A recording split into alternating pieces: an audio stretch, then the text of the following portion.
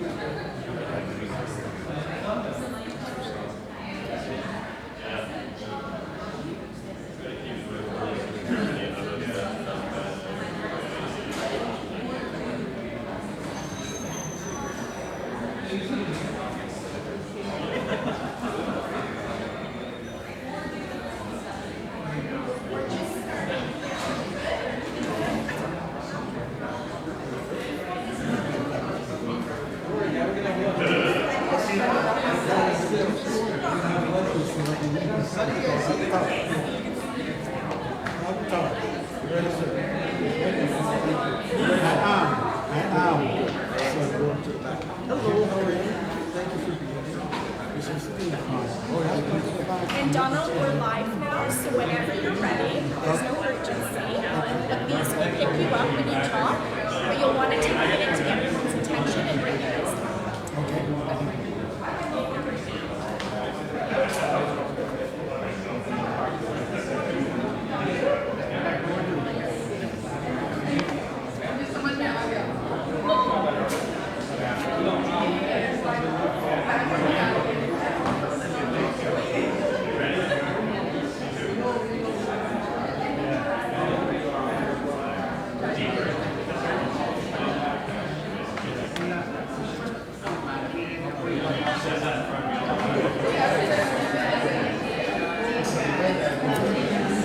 Good afternoon and welcome. All the chairs in front are empty. Can you please move forward and fill up the chairs, please? We are front here, we don't bite. Please come closer. Thank you. Closer. You can see it here a bit better. Very good.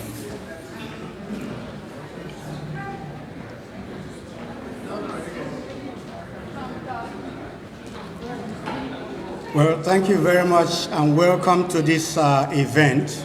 I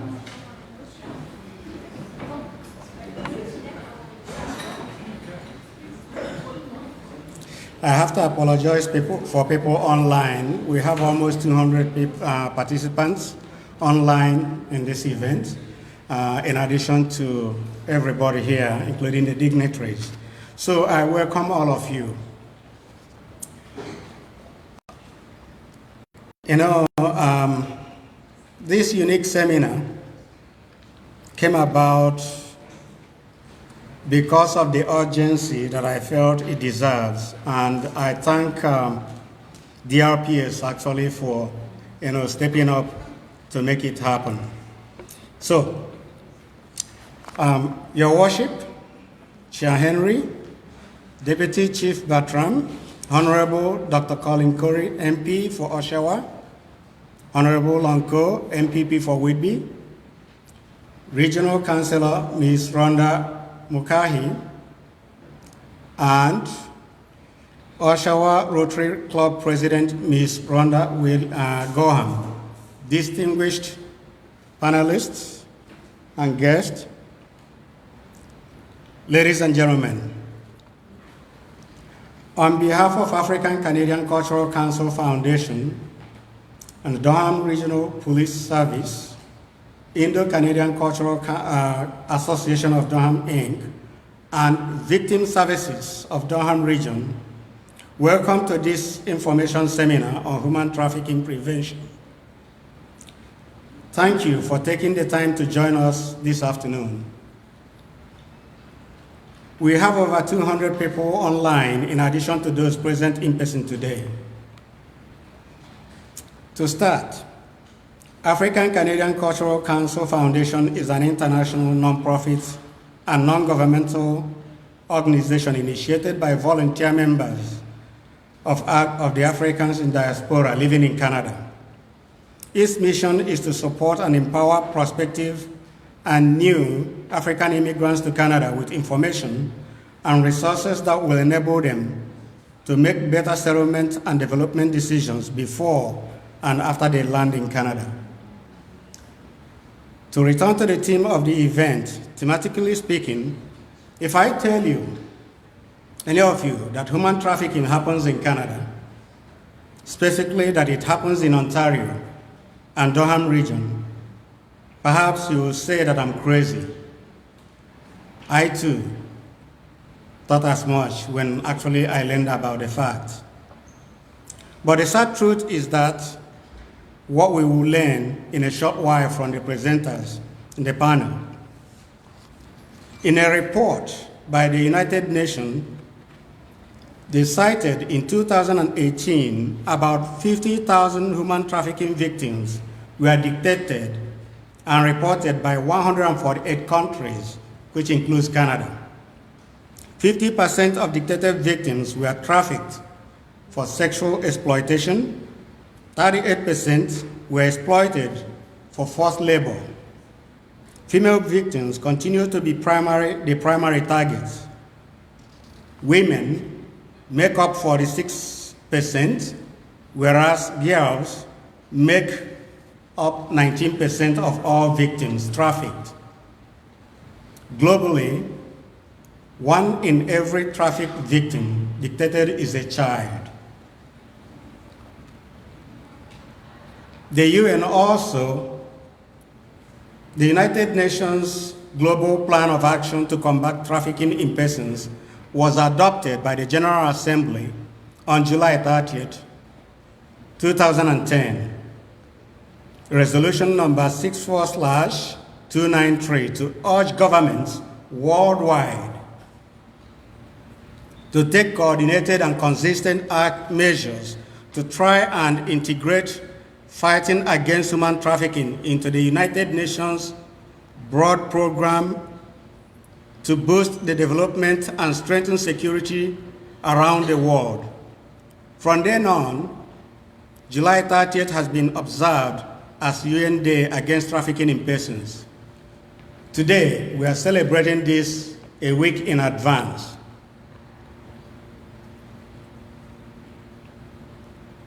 This event, I believe, is the first of such commemoration in Durham region, which Chair Henry will be proclaiming in a few minutes.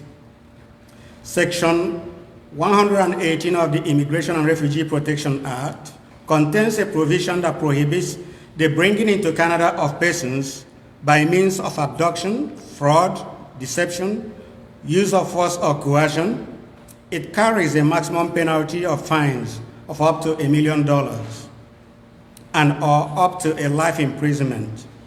But that's for cross-border human trafficking. What about the ones that happen within Canada and in Durham region? The Criminal Code of Canada provides law enforcement the tools under Section 279.01 to 279.03 and 279.011 respectively, and many other sections to fight against human trafficking. According to an article by Liam McConnell on November 18, 2021, Durham Regional Police reported an alarming 251 cases under investigation in the month of September 2021 alone. That signaled 161% increase, resulting in 143 charges against 149 suspects.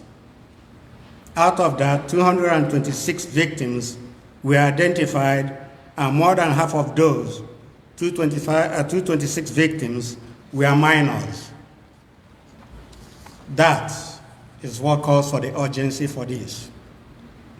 The speakers today will give us insight into this scourge and what support exists for victims and what we can do to assist law enforcement and victims in their work to disrupt and end this problem. I would like to thank Durham Regional Police Services, Victim Services of Durham Region, the Region of Durham, Indo-Canadian Cultural Council Association of Durham Incorporated, for collaborating with African Canadian Cultural Council Foundation in organizing this event. My sincere thanks and appreciation to all the volunteers, including Sigma Internet Marketing Services for supporting ACCCF and Durham Regional Police Youth in Policing for their sacrificial support and assistance. Finally, I would like to thank the Board of Directors of ACCCF for resolving to embark on this important seminar on human trafficking prevention. Thank you for attending. I'll now introduce you or pass you over to Officer Morton, Melanie Morton, who will be the MC for the event. Thank you.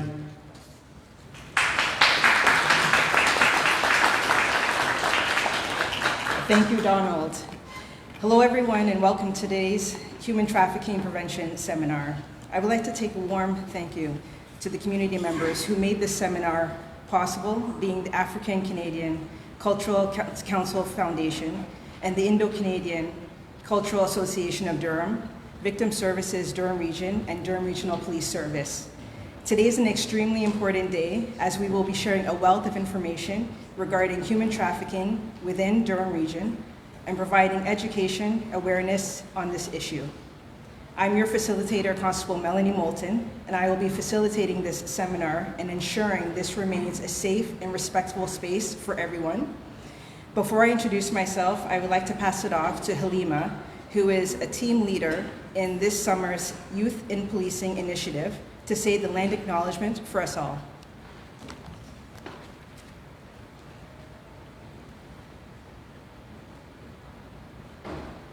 We would like to begin by acknowledging the land on which we gather is located within the jurisdiction of the Williams Treaty and on the traditional territory of the Mississaugas of Scugog Island First Nations, the Anishinaabe, the Chippewa, the Haudenosaunee, and the Wendat peoples.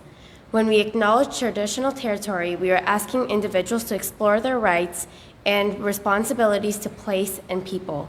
We are also acknowledging our relationships with the ancestral lands on which we work, live, and learn. Let us move forward together with kindness and respect. Thank you, Halima. Now I'd like to take an opportunity to briefly introduce myself so you know who will be your facilitator for today's event. Again, my name is Constable Melanie Moulton. I've been employed with Durham Regional Police for 14 years. I spent the majority of my time as a frontline officer in Ajax Pickering. I currently work in the Equity and Inclusion Unit with a great team of people. I enjoy spending time with family and friends, playing soccer, abstract painting, making hip-hop beats, and TikTok videos. So now I would like to introduce and welcome Regional Chair John Henry, Deputy Chief Dean Bertram, MP Dr. Colin Carey, MPP Lauren Coe, and Whitby Regional Councillor Rhonda Mulcahy. Now I'd like to also make a special mention as we have the President of Oshawa Rotary Club, Rhonda Gorham, in the house. Thank you for joining us here today. Now I'd like to invite John Henry up to say a few opening remarks.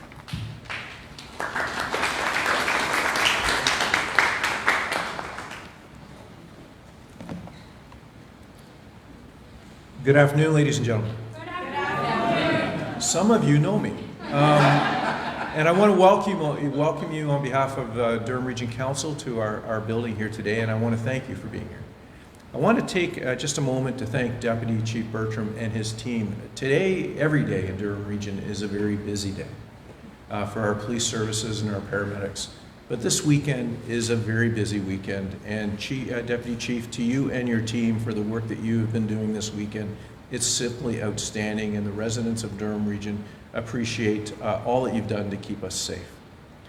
President Rhonda, thank you for being here today, but I'm also in that club, so I hope this meeting counts as a makeup for all Rotarians that are here. And to my colleagues on Regional Council that are here, Regional Councillor Watton and Mulcahy, thank you, local councillors Deidre Newman and Malia Shahid, MPP Coe, MP Carey, thank you for being here today. And while I'm proud to be here to talk about what's happening today and bring recognition into human trafficking, I really want to take the opportunity to thank DRPS, our human trafficking people here at Victim Services, and our Region Social Services staff for the work that they do 7 days a week, 24 hours a day, 365 days of the year. And when we find a challenge within the region, our community is a caring community that makes sure that people in need get a safe place to go. And Deputy Chief, and to our team here at the region, I want to say thank you. Last of all, before I present the proclamation, human trafficking is a crime against humanity. It's not a crime that we just say is here in Durham Region. It is across this country, it is around the world, and it's been going on to the beginning of time where people have prospered off of other people, and it is wrong. It is a form of slavery, and it needs to be stopped.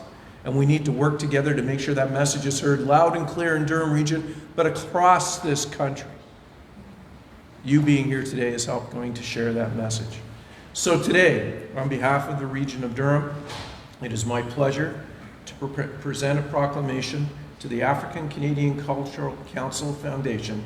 On behalf of the Council of the Regional Municipality of Durham, it's my pleasure to proclaim July 30th, 2022 as United Nations World Day Against Trafficking Persons here in Durham Region today. Thank you so much.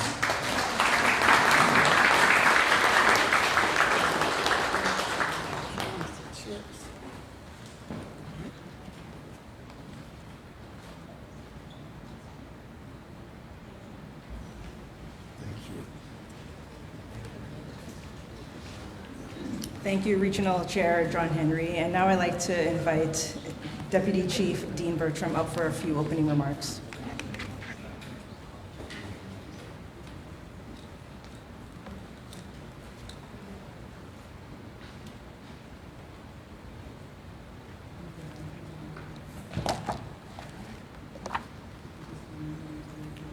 Good afternoon, everyone.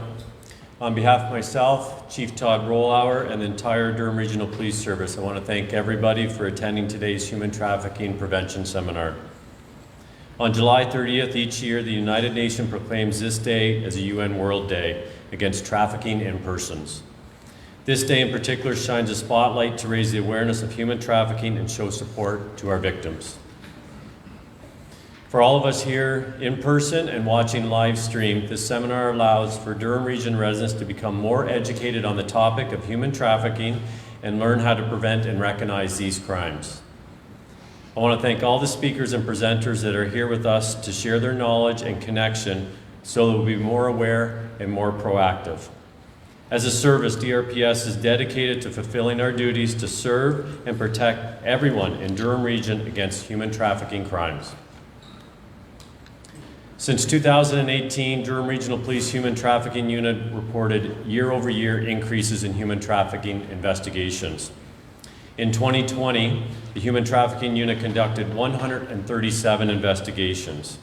1 year later, we conducted 336 human trafficking cases investigations in Durham Region. Through these investigations, the Human Trafficking Unit identified and assisted 312 victims, of which 111 were under the age of 18 years old. The unit laid 215 charges and identified 176 subjects during their investigation. Compared to 2020, this represents 142% increase in the investigations and 138% increase to the victims. These numbers are alarming, and this is why we're here today. This is why we're gathering the information for people to learn and to share with their friends, their family, their neighbors, and other members of the community so that we can all get the word out, the severity of these crimes and how to prevent them. I think everybody came in the south side this morning, and I hope you had an opportunity to see the RAP DRPS human trafficking cruiser out there. We've been utilizing this vehicle to raise awareness to stopht.com in the hopes that victims and potential victims see the vehicle, visit the website, and learn how the victims are lured by the traffickers, as well as where they can get local help if they are being trafficked. Durham Regional Police Crime Stoppers is now offering a minimum reward of $1,000 for any tips that lead to arrests involving human trafficking.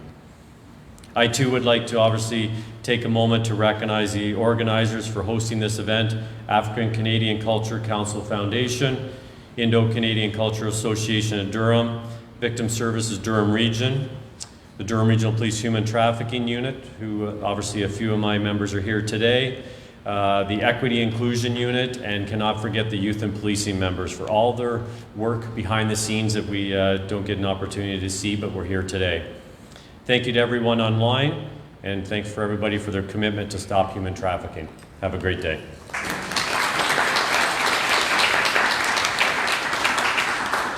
Thank you, Deputy Chief Dean Bertram. And now I'd like to welcome MP Dr. Colin Carey up for a few opening remarks as well.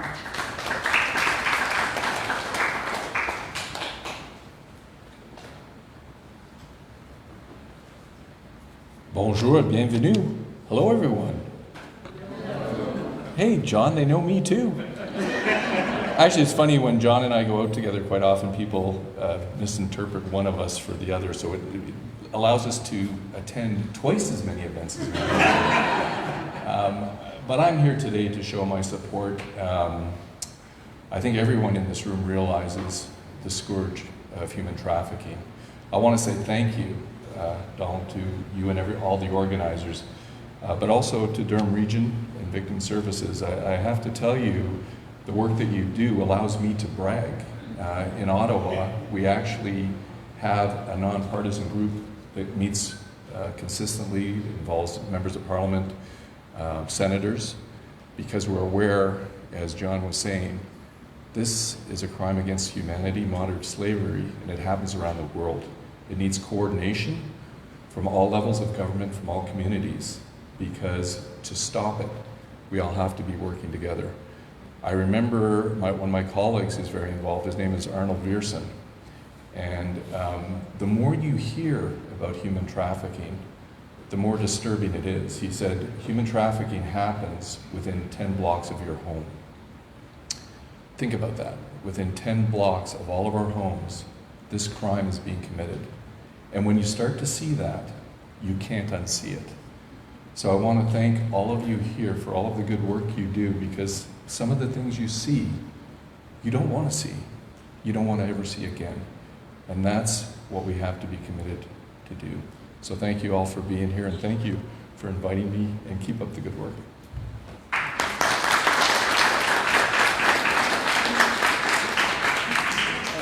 Thank you, MP Dr. Colin Carey. And now I'd like to invite MPP Lauren Coe. Lauren Coe is the preliminary assistant to the Premier of Ontario, and is the provincial member of Parliament for Whitby. Welcome.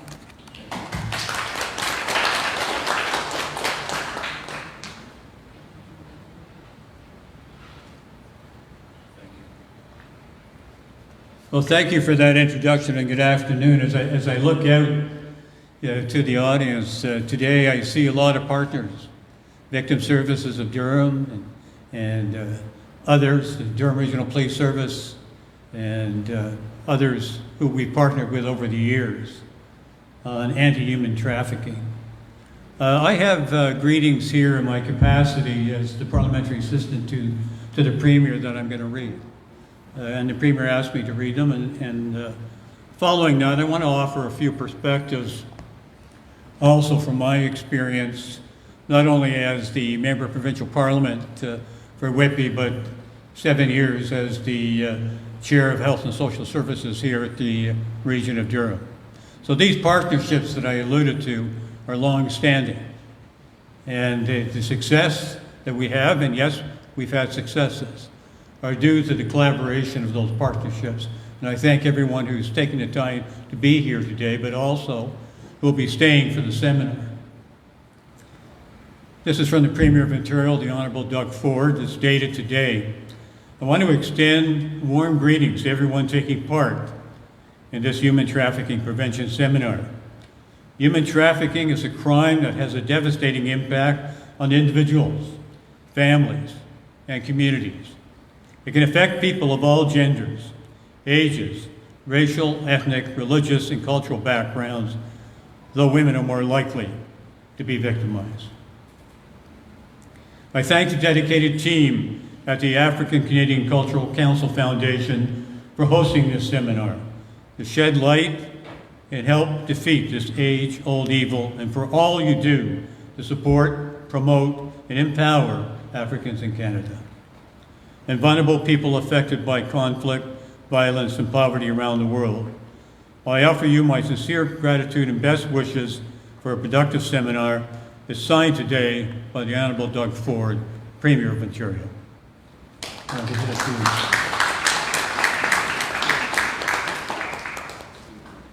Now, something that I've always subscribed to in discussing this very important topic is that an approach to combating human trafficking should be built around survivors first, and I see it as essential. And that particular sentiment is not only mine, but I've found out of discussions that I've had, for example, with Victim Services of Durham and Durham Regional Police Service and the work that they do, that they share that view. But I've also believed that it's foundational, isn't it? It's foundational to the success of the province's anti-human trafficking strategy that was launched a little over a year ago. And the investment at the time was $307 million. Now here in the region of Durham, the Victim Services of Durham have received money in this area as well, as has the Durham Regional Police Service, as has Catholic Family Services, as has Luke Place. Because again, it takes a partnership to address this particular issue. But again, the money that's been invested provincially is related to initiatives that people with lived experience be empowered, and that their expertise be recognized. And this is something that I've always subscribed to as well. In my view, it's vital that victims' voices lead the way. And I don't think, as I look out into the audience, there's any disagreement to that.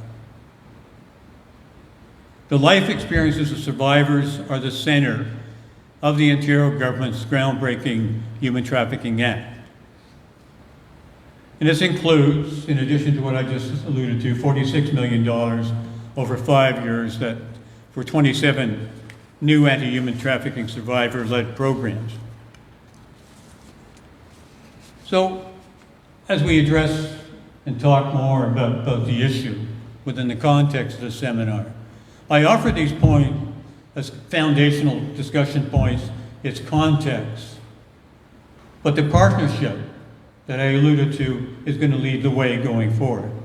And it goes beyond today, doesn't it? There needs to be an ongoing dialogue. There needs to be ongoing actions. And for my part, I'll be here until 3 o'clock, but I have another commitment beyond that I need to attend. But I'll certainly be taking back the discussion that I hear this afternoon to both the Solicitor General of Ontario, who leads this, along with the Ministry of Community and Social Services, Children's Services, and take the information I hear back also to the Premier of Ontario. So thank you so much for all being here. Thank you individually for your leadership. Know when you leave here today, each of you is making a difference collectively in addressing this very important issue. And God bless you all.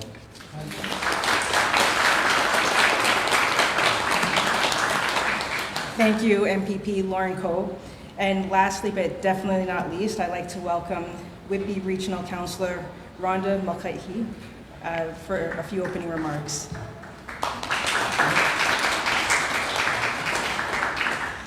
I know my name's hard, so I do appreciate all efforts. Thank you. I have with me greetings from Mayor Mitchell, and I'd like to acknowledge that Councillor Shahid and Councillor Newman are with me today. Thank you. And our greetings from Mayor Mitchell is a thank you for the organizers of this seminar today. So, but straying from that, I just want to say that as a woman, it is time that, high time that we reach out to our sisters and spread the awareness and education that we're about to learn about today. The first time I heard a seminar from some of our members of our human trafficking division, it was incredibly moving. What I didn't know was scary. So it is a slippery slope, human trafficking, and it's something that for the most part, most of our community is largely unaware. And it's something that is very important that we start having those hard conversations with especially our young women in our community. So thank you for all that you do. And Deputy Chief Bertram, I'd like to thank you as a Brooklyn resident for keeping us all safe up there this weekend and ensuring our safety. So thank you so much.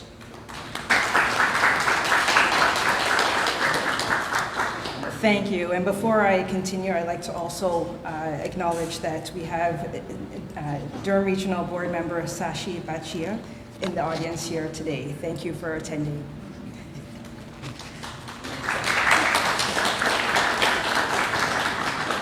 I'm going to take a moment to go over some housekeeping reminders, the agenda, the Q&A structure of today's seminar.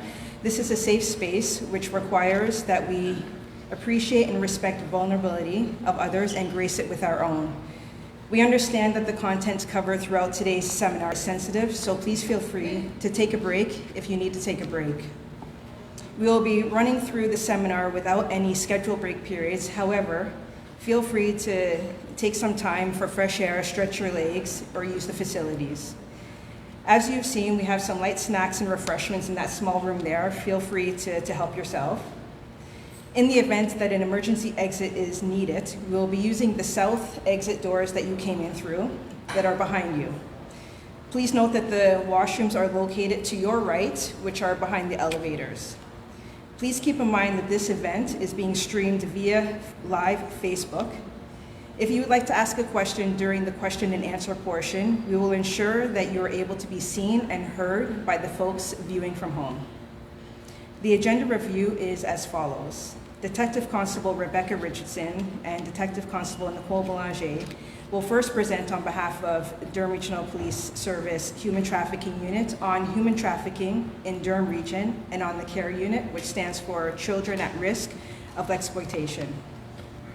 Following their presentation, we will have a quick live question and answer portion as they have a priority detail to attend after this presentation. During this time, if you have a question, please raise your hand and you'll be given a microphone to ask the speaker your question. Next, Kate Moore from Victim Services Durham Region will be presenting on human trafficking awareness, prevention, and intervention. From there, we will move on to the live question and answer portion for Kate Moore. During this time, if you have a question, please raise your hand and you will be given the mic to ask your question to the speaker. Once the question and answer portion is complete, members from the Canadian Council of Muslim Women will be doing a short announcement on their gender-based violence project focusing on human trafficking and sexual exploitation. Following this presentation, closing remarks will be provided by the Indo-Canadian Cultural Association of Durham. I would now like to introduce our two presenters from Durham Regional Police Service Human Trafficking Unit, Detective Constable Rebecca Richardson and Detective Constable Nicole Boulanger. Detective Constable Rebecca Richardson has been employed with Durham Regional Police since 2005. I'm not sure if you want to raise your hand so they know which one you are. She has worked in uniform capacity in both Oshawa and Whitby.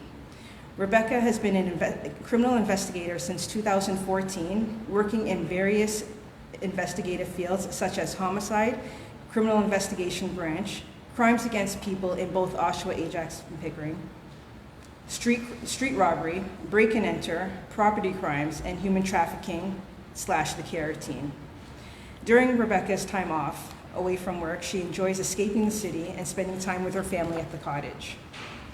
Detective Constable Nicole Boulanger began her career in policing 15 years ago with Toronto Police.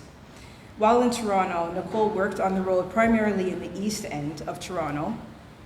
While a member of Toronto Police, Nicole gained experience in the Community Resource Unit, as well as investigative experience in the Domestic Violence Unit. After 10 years with Toronto Police, Nicole decided to transfer to Durham Police to be closer to home. For the first couple of years in Durham, Nicole worked on the road in Oshawa. In the spring of 2019, Nicole joined an investigative team in the Criminal Investigation Branch of Central East Division and later moved on to the Human Trafficking Unit for 3 months. Nicole thoroughly enjoyed her time in the Human Trafficking Unit and felt this was where she wanted to work. In 2020, Nicole joined the Durham Regional Police Human Trafficking Unit, where she continued to work for the past 2 years. Thank you, Detective Constable Rebecca Richardson and Detective Constable Nicole Boulanger for being with us here today, and we look forward to your presentation.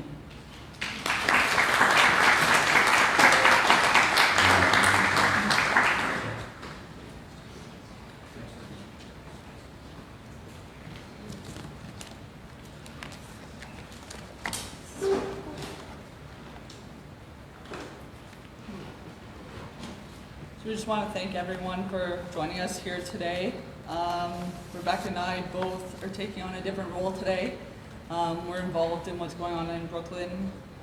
So we apologize that we do have to leave right after our presentation, but if we have questions, we'll try and facilitate them right away. And if there's more questions, you can pass them on to someone who can get in contact with us and we can facilitate those questions that way.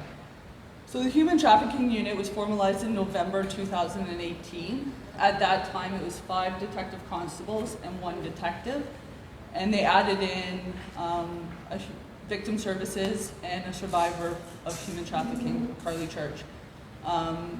In 2020, the unit expanded, and we now have 2 parts to our team. We have the care unit, which is 1 detective and 3 detective constables. We have a detective constable who's assigned to the OPP Intelligence-Led Joint Forces Strategy. And then on the other half of the team, we have 1 detective and 5 detective constables.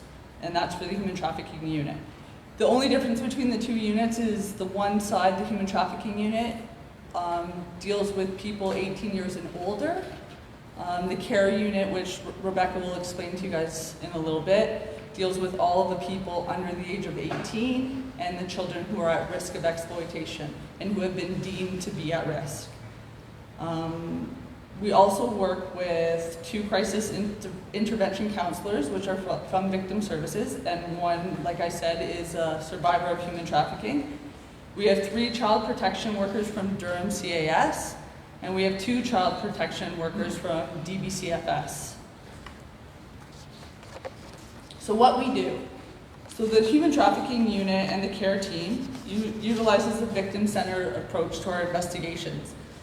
And what that means is that we put the victim's needs ahead of everything. So when we locate a victim or a victim comes forward to us, our primary concern is their safety, their needs being met at that time, and how we can get them out of the situation to provide for them the safest environment. That involves us putting into place a whole bunch of services and supports that help them exit that situation, because their trafficker is supplying them with food, with shelter, and their daily basic needs are being met by that trafficker. So they rely on that trafficker to give them everything they need. So when we come in, we have to now take over that role and supply them all of these daily basic needs so that they are willing to leave and willing to feel supported and get the supports that they need, whether it be drug rehabilitation, shelter, a new cell phone so that their trafficker can no longer contact them, whether it be immediate funding to help them with their basic necessities such as clothes, hygiene products, and food.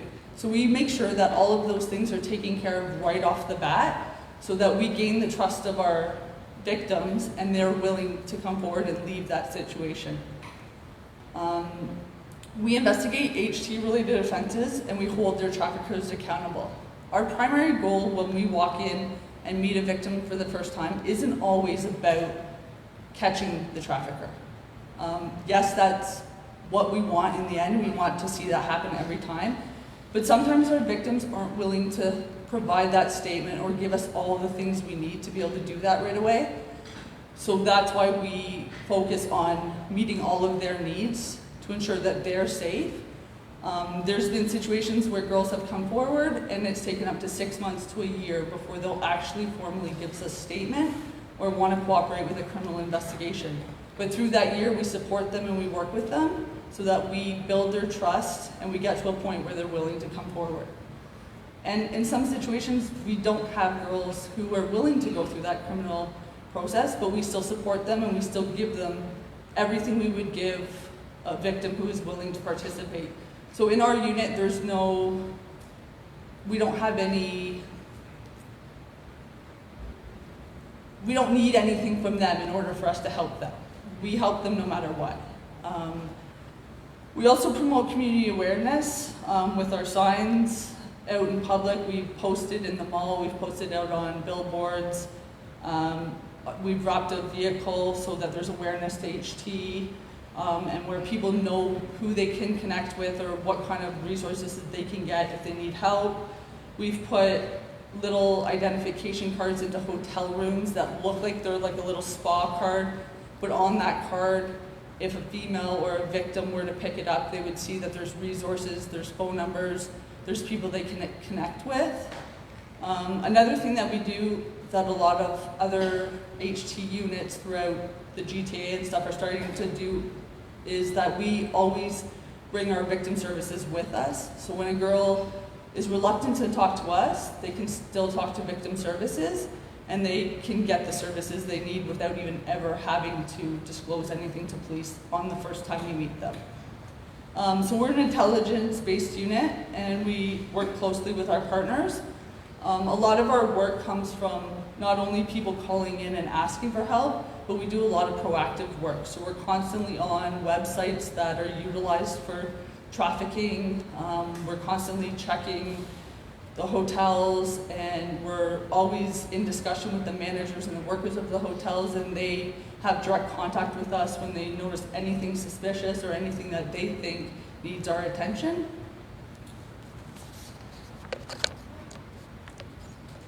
The statistics have briefly been touched, but this shows the number of human trafficking incidents investigated by our unit since 2015. And you can see that there is a steady increase over the past 6 years. And I know the increase may seem alarming when you're looking at these graphs or stats, but we like to look at it as we're also starting to build the trust within our communities, and now we have more people coming forward. So in 2015, we had 75 investigations, but at that point, we didn't have a formalized unit, and we hadn't built all the supports around us to be able to support these victims. And now in 2021, we have 336 investigations. But we think our team realizes that as partly as a success because we're building trust in our communities and the girls are more likely to come forward. We have had males come forward as well. We prosecuted our first male victims this year. So we are starting to get more cooperation from our victims because they feel like the strategies we are using are working. So although these numbers are alarming, they are good to see that people are trusting us and starting to come forward. So this chart just represents the number of victims identified by the unit since 2018. And then there's an increase in 2021, but we also added our care unit, which is our child at risk of exploitation. So we've had an increase because we started to really focus on the younger kids who we felt had red flags and met some of the criteria of being at risk for exploitation. So before we get into what human trafficking looks like in Durham Region, I'm going to tell you what it doesn't really look like. Because there's been a lot of media hype and social media is like the devil sometimes. So when it comes to that, it doesn't look like the big white van that pulls up in front of the gas station and grabs someone off the street and pulls them in and throws them on a plane and sends them to another country and forces them to work in the sex trade. That's not what it looks like. It doesn't look like somebody being dragged into the Oshawa Center bathroom and being drugged by someone and getting their hair cut, which came across our desk this week. It doesn't look like that. Unfortunately, what it does look like is, as sad as it is, most of our victims know who their traffickers are. We've had traffickers that are their friends, acquaintances, people they went to school with, people they looked up to, and unfortunately we've had instances where it's been their parents that have been trafficking them, which is so sad. There's so many sad stories that come across our desk.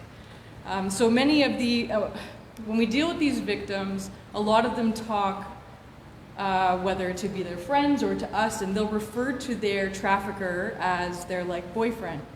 Well, it's not their boyfriend, it's their trafficker, or as most commonly known in the world of slang, it's their pimp, right? So this is how it works is it's a lot about manipulation, right? And they seem to target, girls or victims now that are missing something. A lot of our girls come from group homes or broken families, and these traffickers know how to manipulate, and they get into their heads, and these girls just look up to them and they want to be loved, and that's what it comes down to. And so it gets to the point where they're like they think that these guys are their boyfriend. Like, your boyfriend is someone who's supposed to care, and that's not what happens here. So why is Durham Region such a hot spot? Well, we have the lovely 401. And in Durham Region, we have about 30 hotels in the region. And that's where majority of the trafficking is done, in hotels and Airbnbs. And that's a lot, 30 hotels. And majority of them are right there in Whitby and Oshawa, right on the 401. So it's easy access, and that's how these traffickers know how to move their product, much like a drug dealer. They know where to go and how to move it and who to attract. Well, when they're moving from one hotel to the next, that's appeasing to, unfortunately, the Johns that are buying the sex, right? So easy access, in and out and off the hotel, off the 401, and it's pretty interesting. Every day we're going through these websites where we know escorts are throwing up their ads to get work, we'll say. Some of them are independent, and they are allowed to work for sex and in the sex trade. You just can't force people to do it, right? And that's where it comes into us. So like I said, so the people always ask about COVID. How have things been with the police and COVID, and everybody had to work from home? Well, I tell you, we didn't, because unfortunately for us, things got a little busier. People weren't really paying attention to their kids' phones. people weren't paying attention to a lot of things, you know, and the hotels were just as busy as they are today, you know, and there was no decrease, we'll say. It was steady flow of work for us. Majority of the stuff is done in the hotels across the region, but welcome to the new world of the internet.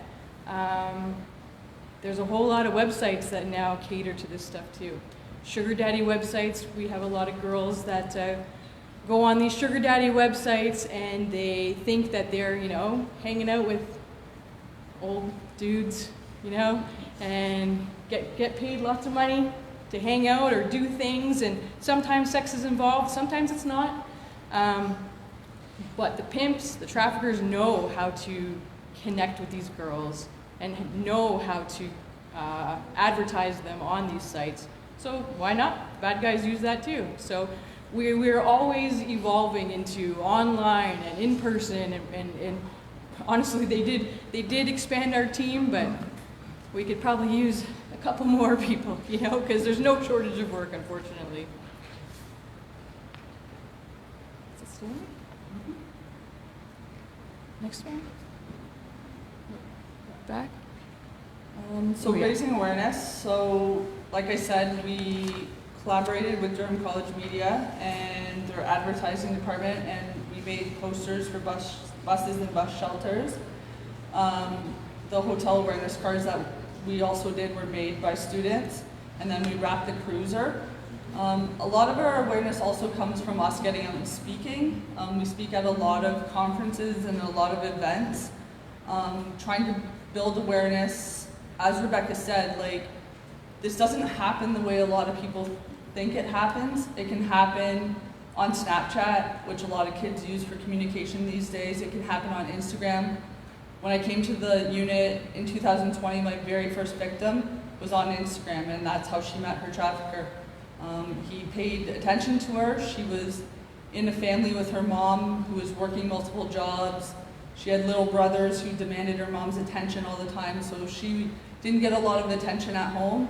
She was on Instagram. A guy started paying attention to her, and before she knew it, she was meeting up with him. Then she was taken out to Hamilton, and within a week of knowing him, while she was in Hamilton, she was sent out to work. That's how quickly it happened. So it's just raising awareness that this doesn't happen the way the movies project it or the way the media projects it all the time. It can happen from a simple chat on their phones, or meeting up with another victim, met up with someone in a group home, and she started taking her out to get her hair done and her nails done, and before she knew it, she had to pay off debts, and she was forced to work in the sex trade to do that. So it happens in multiple ways and very different ways, and one of the things we see in a lot of the cases is that these pimps or these traffickers will get their victims dependent on drugs, and then they have them able to do whatever they want to do. Another thing our unit does is, once these girls have come forward, provided statements, we're with them every step of the way. And when I mean every step of the way, our phones are on 24 hours a day. Rebecca and I are working in different detail today, but I've been on the phone with my victim, messaging her. She has court coming up in October, November, so it's about supporting her. I just moved her to a new shelter this weekend to keep her safe. We're constantly in their lives. We become a huge part of their lives, and when the court process is done, we're still a huge part of their lives. Another guy from our unit, he's no longer in our unit, but he still went to one of his victims. He went to her graduation a couple of weeks ago, because we are so entrenched with these girls that we continue to support them afterwards to make sure they stay on the right path, and they still know that they have the supports that they need in case they get approached again or they ever feel the desire to maybe go back. Because for some of them it is, they remember how much money they were making, even though the trafficker took that money. Sometimes that becomes enticing for them to go back to. So we stay with them every step of the way, and for a long time after the process is done. We've touched on what the CARE unit is. So it stands for Children at Risk of Exploitation. why this was created. Our victim typology, they've been as young as 12 years old, which is bad. So they're from the age of 12 years old to about 20, 22 is, they usually say that once you get to 25, you're like too old and you shouldn't be working in the sex trade anymore. Although there are still some that do. So they're young, they lack family support, they lack community support, they have low self-esteem, usually drug use is involved. There's usually a history of sexual or physical abuse. And like I mentioned earlier, a lot of these girls come from broken homes or group homes, and so it's important to know what the victim looks like and why CARE is created. So as mentioned, the Ontario government in 2020 gave us a whole lot of money and said, you know what, you need to partner with victim services, and we wouldn't be anything we are today without them. And with our youth services, so Durham CAS and DBCFS. I guess you can go to the next one. So how the CARE team works is, I mean, we don't have to go through the numbers again, they've been touched on a few times. So basically, Durham CAS, there's 3 workers, and with DBCFS, there are 2 workers that work directly with our unit, along with 2 victim services, and we are all working out of the same workspace, which is huge. We're not calling somebody's office over here and calling them in Whitby or calling, you know, we all work in the same building, in the same room essentially, and we all work together, which is kind of crazy because of, you know, collaboration, it sounds great, but when you actually push comes to shove to do it, there's a lot of hiccups sometimes. And there has been, but it's been amazing, you know. A lot of information comes in through CAS that normally the police wouldn't get. And now we've created policy where information needs to be shared in order to protect these kids, right? So it's been very successful. The objective of the CARE team is to identify and locate children under the age, between the ages of 12 to 17 who are at high risk of being sexually exploited and trafficked. We prevent high-risk children and youth from being exploited and trafficked. We intervene and provide support and resources to children who are being sexually exploited and trafficked. And we hold offenders accountable, which is like what we thrive for as police. Like, yes, we're giving everything to these victims, but holding those bad guys accountable for what they've done. And now we have the support from the government. You know, there are mandatory minimums now for HT or human trafficking charges. There's a 5-year minimum. So if you get arrested and convicted, you're going to jail for at least 5 years. We like to try to get it as high as we possibly can for these bad guys, but you know, having a minimum is huge because a lot of our laws don't have minimum sentencing. So that's our favorite part, is holding the offenders accountable and providing intelligence to prevent other victims. So is it working? I'd like to say it is. We've had, since the addition of the CARE, we've had a 142% increase in HT investigations, and I know that sounds alarming, but to us, like I said before, it means that people are starting to trust us and our unit, and they're coming forward and they're talking to us. But with the addition of the CARE unit, we also started looking at our missing person reports a lot closer from our perspective, and we have a criteria and a tool that we use to determine if people are at risk. And that's when the CARE team gets involved with these youth. And we try to, what the goal of that is to prevent these kids from getting into the world of trafficking and being exploited before it happens. So putting all those things in place and giving them the supports they need so that we can prevent it from getting to the point where they're actually exploited. So we looked at 1,283 missing persons reports, and we review them for those risks. In 2021, we were able to locate 6 people under the age of 18 actively working within the sex trade. In all but one of those incidents, we were able to identify a person responsible for exploiting these young people, and we held them accountable for their actions through criminal charges. The other luxury our unit has is we have 2 dedicated Crown attorneys that work with us. They are on speed dial for us. We can call them any time of day or night, and they work directly with us. And that gives us the luxury of being able to work with a Crown who understands the charges and understands what the judges and JPs want to be able to hold these criminals in jail. And we've been successful at that because we work so closely with them. And then 5 of the 6 people located were repeat victims. So these people were victims before, and we finally have been successful in helping them take a criminal investigation to trial and hold their traffickers accountable. So that's basically a quick overhaul of what we do. Like I said, we work 24 hours a day around the clock. We always have our phones on for our victims, and we're always on call. So when something happens within the region, if we're not at work, we're called in and we handle and meet up with these victims, because we found that if we let that victim walk away the first time they put up their hand or stood up to say that something's happened to them, then we lose them. So we're willing to come in 24 hours a day if someone's willing to come forward. I don't know if anyone has questions for us before we scoot out quickly to our next detail, but if you do, we can answer a couple.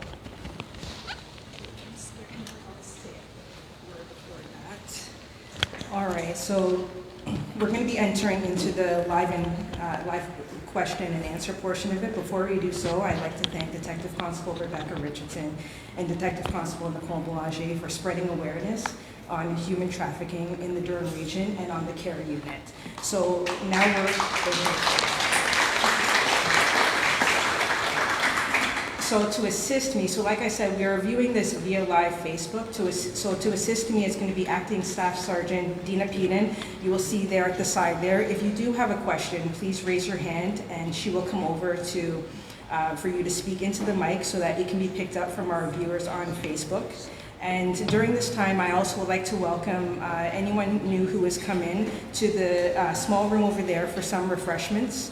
And of course, take a washroom break if that's what you need to stretch your legs, okay? So if there's any questions in the audience here, please raise your hand and Acting Staff Sergeant Dina Peden will ask the question. Test. Oh. Thank you, ladies, for a wonderful presentation. I know it's probably not, we do have a provincial member of parliament here, but I'm wondering if you see the connection between Oshawa's unhoused and the poverty rates in different areas of the city. I've lived here since 1970, and especially through the pandemic, Oshawa looked like a third world place. And I know drugs were rampant. There was a lot of predatory drug dealing downtown, and I'm quite sure that some of these statistics for trafficking of children, male and female, must have gone up because of that. What's your opinion anyway? Do you want to give an opinion or not? Well, we're not allowed to have opinions as police officers, but these traffickers know how to target vulnerable people. So whether that means drug dependency or lack of Poverty, though. The poverty. fact that jobs are hard to find, entry-level jobs don't pay enough to live on. You can't find a place to rent that's a reasonable rent. If you've dropped out of school, your parents are going to kick you out. The member isn't here anymore, I guess. Okay, so, people don't have the wherewithal to live anymore, so crime goes up, and I think this has gone up. 100%. Yeah. Well, okay. maybe not. Thank you. 100%. You know what I mean? We are currently dealing with a victim who is suffering from poverty and living on the streets. And we are doing, like Rebecca said, a lot of them. And we do everything we can to try and get them into housing and trying to support them. Sometimes the trauma is so bad that they continue to live on the streets. Actually, the social becomes doing it. I mean, it's the thing. I feel like we need more robust mental health that people can actually go to residents to get better. It's not there. Couldn't agree with you more. Okay, hi. Thank you again for this wonderful presentation, very enlightening. My question is, when you receive a tip about someone being human trafficked, like if it's not the victim that's coming forward, how do you approach the situation? How do you, whether it's children or whether it's adults, how do you come forward in a way that you don't spook the trafficker basically into doing harm to the victim? So we receive Crime Stoppers tips all the time, which we follow up on a regular basis. We also, like I currently just received information from a family who is concerned about someone in their family who they believe is being trafficked. And in those situations, we have to be very careful because when a female or a male or a victim is under the control of a pimp or a trafficker, it's not uncommon for them to be abused. And when they speak to family members or to other people, they get abused for doing that. So we have to be very careful about how we do it, and we have a lot of investigative avenues that we use. Not a lot which we can share, but we do have investigative avenues which we use to be able to connect with these victims in a safe manner. We don't run right in and cause more harm to them. We don't go into a hotel if we feel there are traffickers around and they're at risk. We do things very...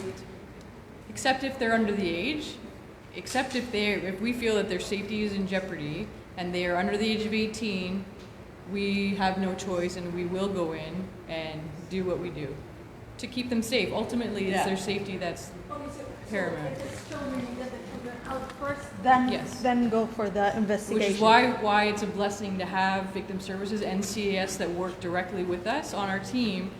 So we're not making these phone calls we need this person out now and we need them a place to go, and bing bang boom, it's done. With children, we have the authority to go in and remove immediately. With someone who's of age, we can walk in, and even though we know they're being trafficked, they can tell us to pound salt, and they don't have to talk to us. So that's where we have to be careful, because that's when we run the risk of putting someone in more jeopardy. So we have to use different techniques to kind of reach out to them and get a hold of them. Question, sir? Thank you very much for your wonderful presentation. I think you started answering my question. You mentioned as if there are some male victims, because you were speaking mostly about females. So I was wondering if there are male victims of trafficking. And the other thing is, for parents, what are some of the symptoms that a parent can identify to know that their child, be it minor or major, are becoming victims of trafficking? Thank you. So we did just have our first conviction, and we had 2 or 3 male victims, unfortunately all wrapped into the same file. So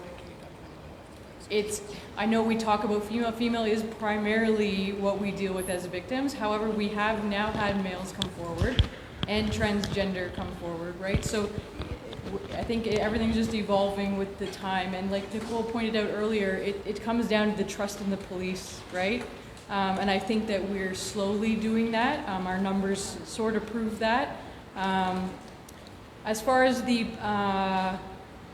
signs that parents can, I'm a strong believer that if you're a parent and you have a child that has a cell phone, I really hope you're going through all those chat groups and all those different platforms, Snapchat, Instagram, Facebook, all these, there's so many that we don't even know. The kids are so smart when it comes to social media. We're slowly trying to catch up with them. Everything's evolving.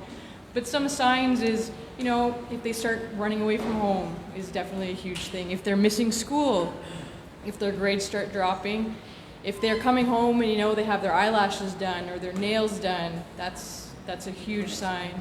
If you have a lot of unexplained gifts, like if you're working at McDonald's and you're coming home with this new Gucci purse, or a couple have different cell phones, like all these little things that you're like, oh, my friend got it for me. Well, that's like, okay, wait a second.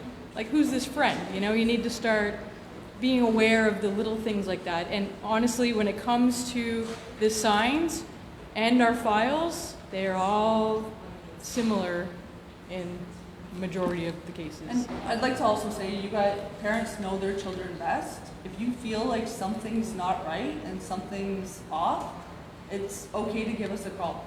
Like, we can answer questions, we can talk to you, and if you want us to come out and talk to your child, we can come out and do that. We have no problems doing that, because that's just one more person that we've reached.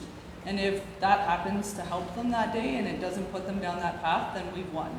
So if you feel like something's off, reach out to us. We're there all the time and we'll answer questions.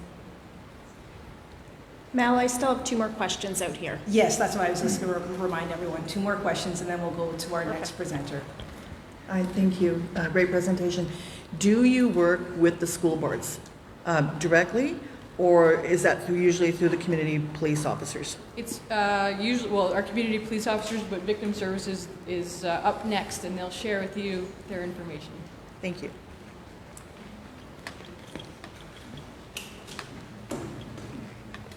Hello and thank you. I'm just wondering if you find that a lot of people are calling in and reporting these things. What is the kind of like retention rate, if you will, of a victim to kind of see this through? Like, I know you're saying that you guys continue these communications and these relationships with them, but like, if they're not the ones seeking out the help, what is the likelihood of them like sticking with it? Well, we've had a lot of people tell us, we don't need you and we don't want you. And when we know things, when we have a strong belief that it's happening and we can sort of prove that, we just keep with them. We keep supporting them. We keep victim services on them and providing everything that they need. And eventually they come forward, so it's not easy. None of this is easy. Our phones ring at 2 a.m. and they're either screaming or asking for help, and but they still don't want to cooperate. They're scared. They're scared to move forward. They're scared about the judicial system. Sometimes I don't blame them. But we just continue their support. And yeah, a lot of, it's hard as the police. Without victim services, they're the ones that have broken down the boundaries the most when it comes to how these victims feel about police. Just to let you know, we're usually not in uniform. We're usually dressed in civilian clothes, because a lot of these victims have had bad experiences with the police, and this is what we look like. So we take this uniform away and we look like normal human beings. That helps. It helps a lot. And the other thing our team does is, if we think that there's something going on and we have strong beliefs that an offense has happened, we'll gather the evidence before they ever come forward. So we'll gather the video, we'll gather the hotel receipts, we'll gather all of that stuff, so that if it takes her a year to come forward, we haven't lost it. Yeah. So our team is constantly working, even without victims, because we know what's going on, and we have seen that the process can sometimes take up to a year to get that trust and that bridge built with them. So we gather all of that stuff so they don't come forward after all this time of working with them and we say, oh, it's too late, we can't prosecute this. We're ready. We're ready when they are, and then all it takes is that statement, and it's the final puzzle piece, and we're good to go. So regardless of whether they're willing right off the bat, we're still doing the work to make sure it happens. Thank you. Thank you.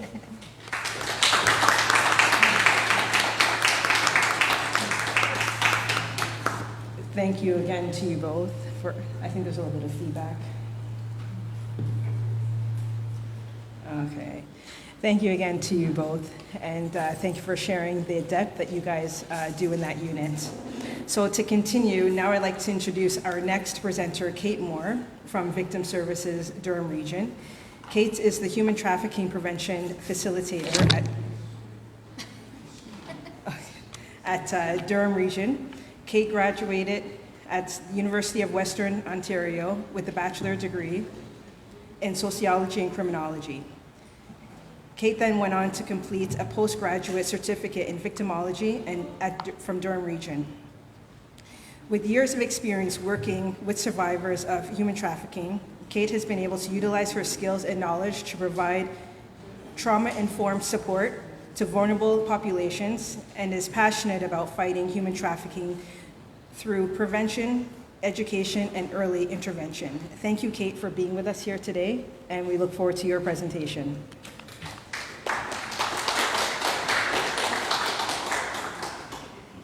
Thank you. Hello, everyone. As mentioned, my name is Kate, and I am the Human Trafficking Prevention Facilitator at Victim Services of Durham Region.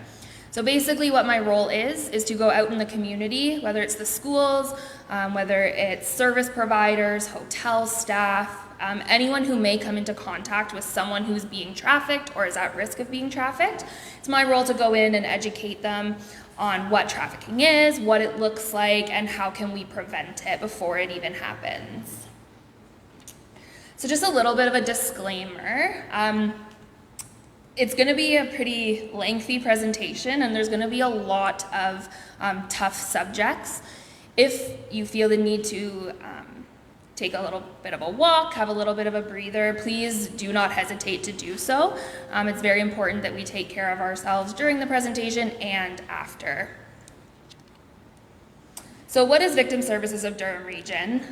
So this is our mandate up on the screen. So our mandate is to help victims of crime and sudden tragedies to restore and enhance their quality of life while working to prevent further victimization in the diverse communities that we serve. Basically, essentially, it's a pretty vague mandate, and the reason for that is we do whatever we need to do to support victims and meet them where they're at. And we support anyone who identifies as a victim of a crime or a sudden tragedy or tragic circumstance. So it could be anything from a car accident, a house fire, to things like homicide, human trafficking, domestic violence, things like that. While we do work, while we do work very closely with the police, we are a separate entity. So as previously mentioned, you can still access our services without filing a police report. In order for us to support you, you do not have to have any contact with police if you do not want to. All of our services are 100% free, 100% confidential, and we offer services in over 300 different languages. So it's a great resource. On the human trafficking side of things, we kind of have two parts to our human trafficking team. So we have our crisis intervention counselors, and I know the HT unit briefly touched on them. So we have 3 on our team. 2 of them are embedded with the police. So that's the 2 that they mentioned who go out with them when they actually go to meet with a victim. And then we have 1 who supports our community referrals. So what we find is a lot of victims may end up in a rehab or a shelter or something like that. And then through their support that they're receiving there, they end up disclosing that they've been trafficked. So in those cases, those would go to our community crisis intervention counselor. And then we have our prevention side of things. So that's what I do. Like I said, going out, we're trying to fight human trafficking before it even happens. So we have myself who does all of the educational aspects of things. And then we have our outreach counselor so she's reaching out to youth basically before they're even trafficked. It's gathering youth, educating them. They do 8-week seminars, so it's over a bunch of time where they really get into, what is consent, what is healthy relationships, things like that. So what is human trafficking? So this is the UN definition up on the screen. So human trafficking is the recruitment, transportation, harboring, or controlling of persons for the purpose of exploiting those persons through forced labor or the sex industry. There's a couple other kinds. There's things like organ harvesting, forced marriage, things like that. But what we see most worldwide is the forced labor and the sex industry. Now this definition, it still doesn't really explain what human trafficking is. So we've kind of had this cheating definition. So for something to be trafficking, it has to have 3 things. It has to have force, fraud, and coercion. So force is when someone is forcing you to do something that you don't want to do. It could be physically forcing you, or it could be something like threats. Then we have fraud. That's being misleading, being dishonest, someone making you believe something is one way when in fact it's totally different. And then we have coercion. So through manipulation, through pressure, getting someone to do something that they otherwise wouldn't do. But what really makes this human trafficking is when all three of these things are facilitated by a third party. Could be a single person, could be a group of people. But there has to be someone that is doing this to someone else and profiting from it. So as I mentioned, the two that we see the most are sex trafficking and labor trafficking. So sex trafficking is recruiting, transporting, or holding victims for sexual exploitation, and then labor trafficking is for work or labor, essentially. With sex trafficking, they really use someone's vulnerabilities in order to exploit them. So we're going to be focusing on sex trafficking, and the reason for that is what we mostly see here in Canada. That is pretty much mostly what we see here in Durham. So why do we talk about this? I know we've heard a lot of stats, seen a lot of stats, but the reason we talk about it is because it's not something that's just happening on the other side of the world. It's something that's happening here in our backyard. So they say an estimated 16,000 Canadians are currently being trafficked in Canada, but keep in mind, those are also the people that have said they're being trafficked, not the people who haven't. So we estimate that the number is actually much, much higher than that. Our clients have doubled annually since 2017, so I think now we're supporting about, it's like 400 and something currently in Durham. Oh, sorry, not yet. The majority of all Canadian cases involve domestic sex trafficking. I'll explain that a little bit more on the next slide, but essentially it's Canadians or permanent residents of Canada being trafficked in Canada. 93% are female. So we do know that this is a gender-targeted crime. However, we don't have accurate statistics on male victims or gender non-binary victims. And as mentioned, there's reasons for that. There's a lot more stigma for them coming forward. They already face stigma, especially gender non-binary individuals. They already face so much stigma alone. So then to also come forward and say this is what's happening to me is very hard for them. 72% are under the age of 25. However, the average age of recruitment in Canada is 13 years old. And the average age of being fully entrenched in the sex trade is 17. So a lot of these people that are even in their early 20s were probably first trafficked when they were underage. So some common myths and misconceptions. There's a lot of misconceptions surrounding human trafficking. One of the movies people always reference is Taken. I don't know if you've seen it, but essentially what happens is there's two 17-year-old girls. They travel to Paris. While they're at the airport, they meet a stranger who says, hey, do you want to share a cab? They're like, yeah, sounds good. Get dropped off where they're staying. Later, that stranger comes back. They kidnap them. They drug them. They sell them onto the black market. They go missing. There's lots of violence. There's, constantly being sold, things like that. So that's how the Hollywood portrays human trafficking. That is not what it looks like. So hopefully we're going to go through some of these myths and misconceptions, then hopefully that gives you a little bit of a better understanding, and then we'll talk about how does this actually happen? What are the stages and what does it look like? So the first misconception is gender. There's a common misconception that all traffickers are all traffickers are males and all trafficking victims are female. That's not true. Anyone can be a trafficker and anyone can be trafficked. We've seen females trafficking males. We've seen males trafficking other males. We've seen gender non-binary individuals trafficking gender non-binary individuals. The gender has nothing to do with it. Once again, while we do know it's a gender-targeted crime, so we do know females are at higher risk for this, just because you're not a female doesn't mean you could not be at risk. Some music. The next one is age. So there's another misconception that traffickers are much older than their victims. But as previously mentioned, generally their traffickers try to form some sort of relationship with their victim. Whether it's a romantic relationship or a friendship, it can be a family member, but what we mostly see is a romantic relationship. So this is someone's partner that is trafficking them. So when it comes to age, if the trafficker's 45, 50, and they're trying to traffic a 12-year-old, it's gonna raise some red flags, right? People are gonna ask questions. So traffickers know this. And so what they're going to do is they're going to traffic people much closer in age to them. So if they're trying to traffic someone who's 15, 16, 17, the trafficker is probably only 19, 20. If they're trying to traffic someone who's 12, 13, they're also probably a teenager. They also probably, they go to the same high school as them or something. So they're actually a lot closer in age than we think. The next one is domestic versus international. So as I mentioned, domestic is basically Canadians being trafficked in Canada. So international is more what we see in the movies and in Hollywood, right? They're taken across borders, they're thrown on a plane, they go missing, no one knows where they are, kind of thing. In Canada, we see domestic sex trafficking mostly. So that's when the entirety of someone's trafficking situation takes place in the borders of one country. What we actually often see is people being trafficked much closer to home. So, we'll see people that are born and raised in Durham region being trafficked in Durham region. So there doesn't have to be any movement for it to be trafficking. Someone as mentioned, they try to form a relationship. So generally it's a friend or a partner or a family member. But how they initially make that connection with someone is because they already have some sort of idea of who that person is.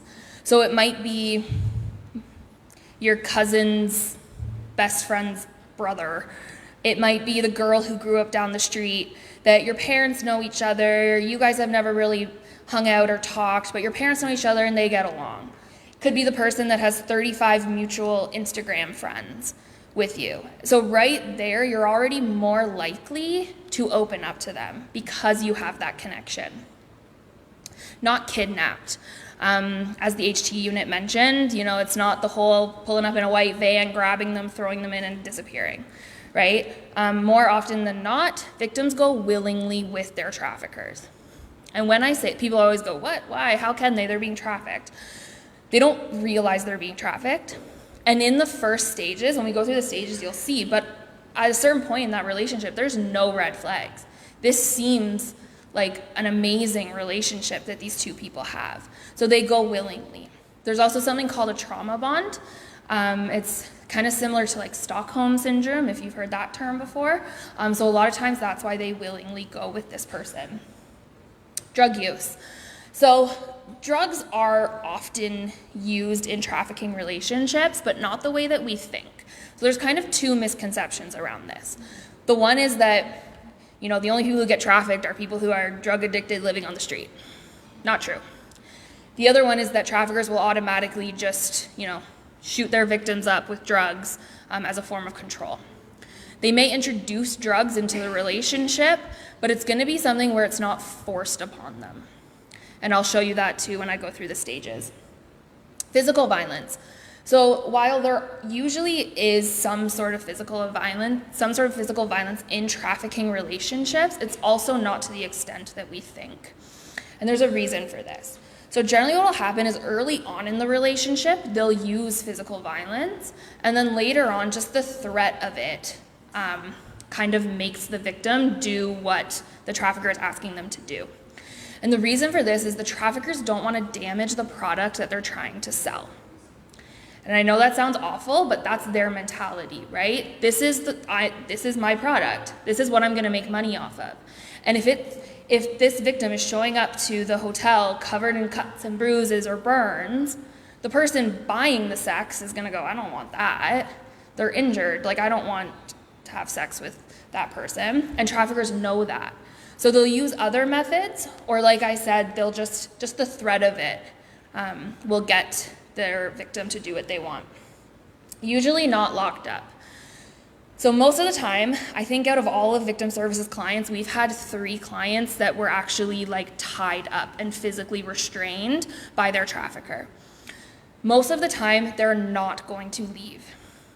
They physically are able to walk out of that hotel room, but they're not going to.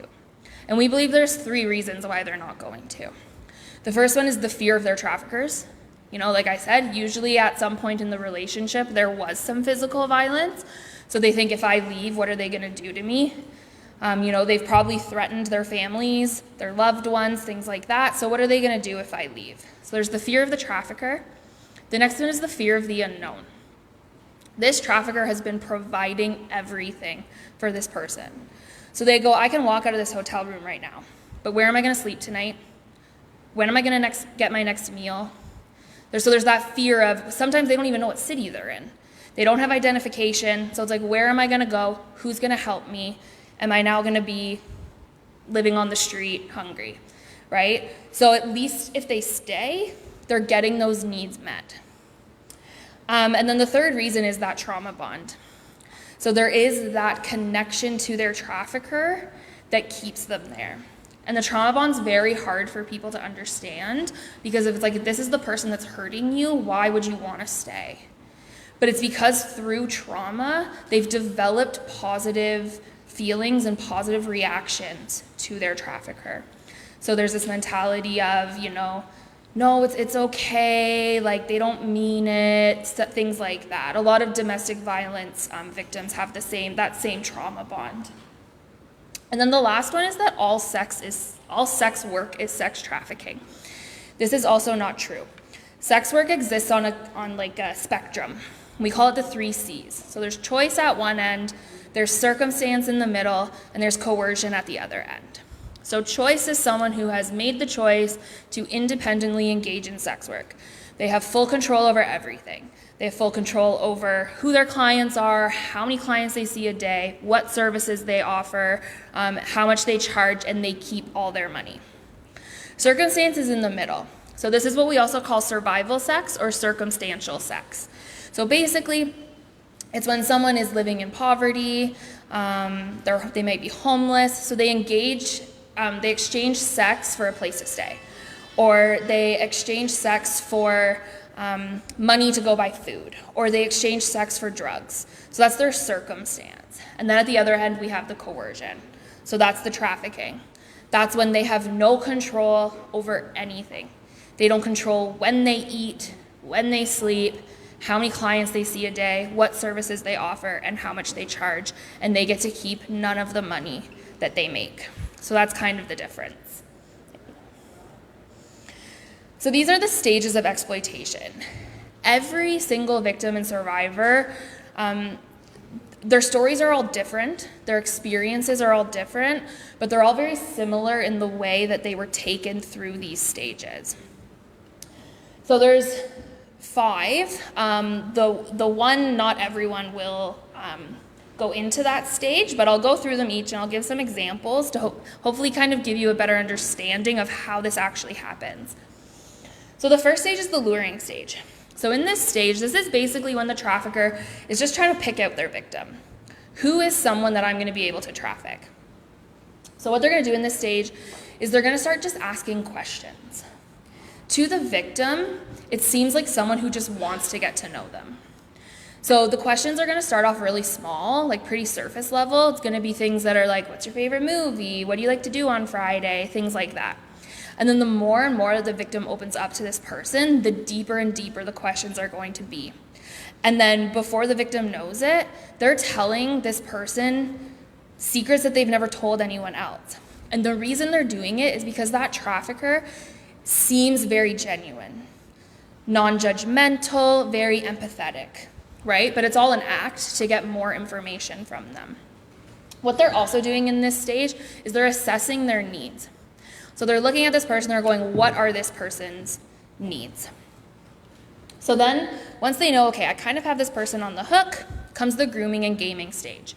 So this is also known as the honeymoon stage. So this is when things are amazing. It's like this person just fell out of the sky, landed on the victim's lap, and is now providing everything they've ever needed and more. So let's say in that luring stage, they assess that the victim's needs were, okay, they're living on the street, they are addicted to drugs, they're hungry, right? So they know, okay, I need to give this person a place to live, I need to give them food, I need to give them clothing, I need to get them drugs. So they know that that's what that person needs. So right off the bat, they're gonna give that victim all of that. They're gonna either set them up with their own hotel room, or they're gonna get them an apartment. They're going to go buy them food. They're going to go buy them clothes. They're going to give them drugs willingly and freely. But let's say the person's needs were, they're not feeling very loved at home. their parents work a lot and they're feeling a little neglected. That trafficker is going to give that person all the love, all the support that they could need, all the attention, all the affection, everything that they feel they're lacking at home, that trafficker is now going to give to them. And with no questions asked, no strings attached, right? The trafficker is just giving this all for free. They're also going to try to make the victim feel really good about themselves in this stage. So they're not just going to take them to buy clothes. They're going to go take them to buy brand name clothes. They're going to take them to get their hair done, their nails done, their lashes done, whatever it is that that person needs to feel good about themselves, they're going to do it. And once again, they're going to do it all freely. In this stage, they're also going to talk a lot about the future.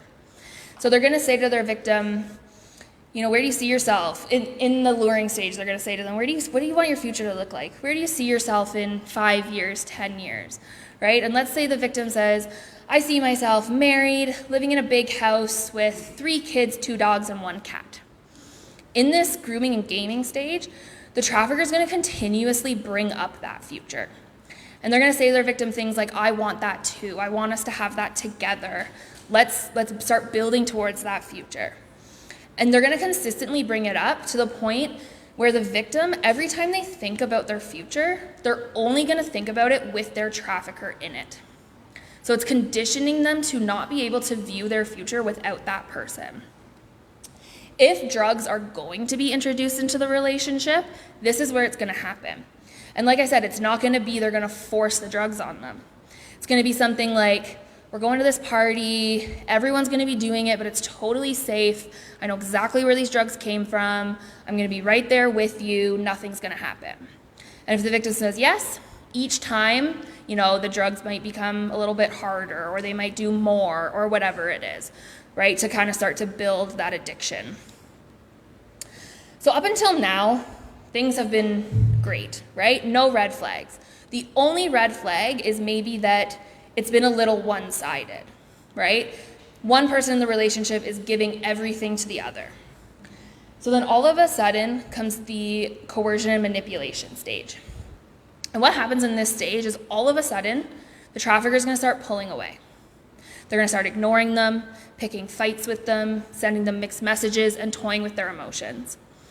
And what this does is it leaves the victim wondering, what can I do? What can I do to get us back to where we were? And once again, they're like, this person has given me so much. They've given me a place to live. They take me out shopping. They buy all my food. They've done all these great things for me. And now, obviously, I've done something to upset them. So what can I do? Trafficker is going to make a request. And when that request is fulfilled, the trafficker is going to give them all that love back, all that attention back. They're going to go back to that grooming and gaming stage, but only for a little bit. And then it's going to happen again. And then the victim will again say, what can I do? And the trafficker will make a request. Each time, the requests are going to get a little bit bigger. So let's say the first time the request is, we're going to this party, I have a little bit of weed. It's not enough to get you in trouble. Can you just hold on to it for me? When the victim says yes, they get all that love, they get all that attention. But next time it might be, I really want you to send me that naked picture. I keep asking you for it. My ex would have done it. If you loved me, you would do it. And then when they do it, they get all that love and they get all that attention. Each time, the requests are going to solely turn into sexual requests. And then eventually it'll get to the point where they're pushing their sexual boundaries. So they're requesting that they engage in sexual activities they're not comfortable with, or that they engage in sexual activities with people outside of the relationship. And what this is doing is it's desensitizing them to sex. What they're also going to do eventually is they're going to stop rewarding with love and affection, and they're going to just start giving them money. So when those requests are fulfilled, they'll just give them money. And because they're sexual requests, what's going to happen is it's conditioning the victim's mind to now associate sex with money. They now view sex as a transaction. And this is preparing them for the sex trade. In this stage, what they're also going to do is they're going to start to isolate them. It could be physically isolating them, so it could be moving them to another town, a place where they don't really know anyone, or it could be more socially, psychologically, and emotionally isolating them. So what that means is, they might purposely pick fights with the victim's family. They might tell the victim, hey, your friend said this about you, and then tell their friend, the victim said this about you, so now they're fighting. But they're going to somehow try to cut off any positive relationship that the victim has. So then what happens is we go into the exploitation stage. And they go into this stage when they know they've broken down their victim psychologically, they've pushed their boundaries, their morals, their values. So once they know that they've done that, they bring up the idea of working in the sex trade. And it's going to happen in one of two ways. It's either going to be very direct, so they're going to say, listen, all that stuff I bought for you, the apartment you're living in, the car you're driving, the drugs I've given you, the clothes, the hair, the lashes, all of that, it was not free. I've been keeping track of how much you owe me, and this is how you're going to pay me back. If the victim says no, they'll start using threats. They'll say, I know you have a little sister, or I know you have a little brother. I'll make them do it. Those drugs that you held on to for me, I flushed them down the toilet, and I'm going to tell my drug dealer that you're the one that lost out on that money, and then you're going to have to deal with them. That naked picture you sent me, I'm going to blast that all over social media. Your family, your friends, your boss, whoever, they're all going to see it. I'm going to take out so many loans in your name that you will have no financial future. Good luck buying that house you want. Things like that. They're going to use those threats. And then generally the victim, under those threats, agrees to do it. And this is where things get a little confusing for the victim too, is when they try to come forward, in their mind, they consented to it, right? Because they said they brought up the idea and I said yes. But you cannot consent under threat and under pressure. But because they believe that they said the words, yes, I'll do it, that they don't deserve the support or that they're not even being trafficked in the first place. The other way that they'll do it is a more insidious approach. So they're going to bring up that future that they've talked about. And they're going to say things like, the housing market right now, it's crazy. Everything's expensive from gas to food. I want that future with you, and I want that future now, and we can have it now. I have an idea. This is all you have to do. You'll have full control. I'll be there right there with you. But then obviously once they agree, all that changes. They lose all of that control. Once again, that's pressure and that's manipulation. So they cannot consent. You cannot consent to being trafficked. It's impossible. But both those approaches make the victim feel like they consented. The last one is the recruitment stage. And so this is the one that not everyone is going to enter this stage. But essentially what this stage is it's when the trafficker teaches their victims how to recruit other victims. What's very important in this stage, can you go to the next slide? Yeah. So I think what's really important is to remember that these people are still victims. And that's why we call them victims in the role of recruiter. They are not traffickers. For them, it is a form of survival and self-preservation. Their trafficker will say to them, every time you bring me back one more person, you get to choose your clients. Or you only have to see 8 clients a day instead of 16, whatever it is, right? And so for them, that's something where they can take that power back. They can take that control back, have some sort of control over their own life. So if their trafficker brings that up to them, for them, it's a form of survival. And so generally, victims of human trafficking are constantly in survival mode, so they'll do whatever it takes to continue surviving, even if it means recruiting someone to their trafficker. How they'll do this, what this looks like, is their trafficker will send them back to school or send them into a shelter. And they'll basically say, go there and tell them how great the life is, how amazing this is. Look at all these nice things that you have, right? So they'll go back to school or that shelter or wherever it is, and they'll find those vulnerable youth. They'll find that youth that's, feeling like they don't belong, living in poverty, things like that. And so they're basically now doing the luring stage for the trafficker, essentially, is what they're doing. Okay, you can go next. So we talk a lot about these vulnerabilities.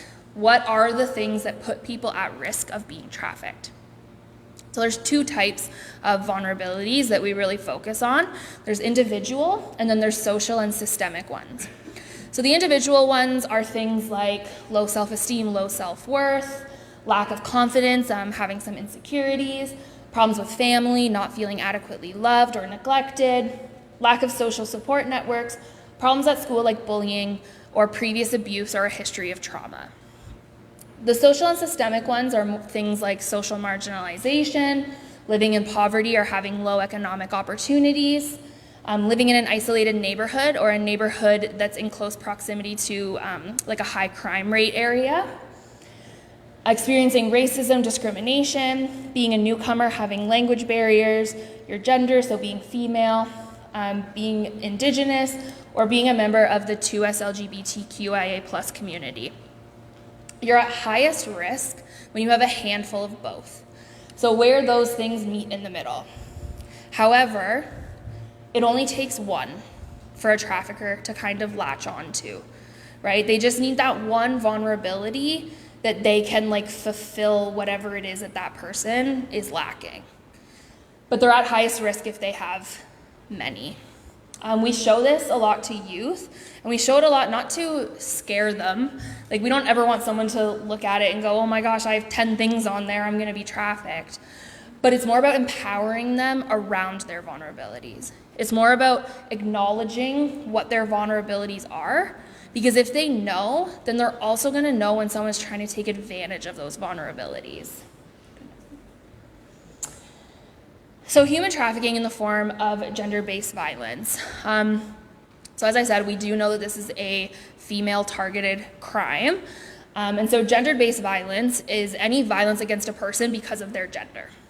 So gender-based violence can happen to anyone, but we know that females and members of the 2S LGBTQIA+ community are at higher risk for gender-based violence. And so what we do with this pyramid is we just try to show how little things, like certain beliefs someone holds about something, can escalate all the way to things like murder and human trafficking and sexual assault. So at the bottom, so the foundation, we have sexist, homophobic remarks, problematic language, objectification, things like that. So those are kind of the beliefs that some people in society today still hold, right?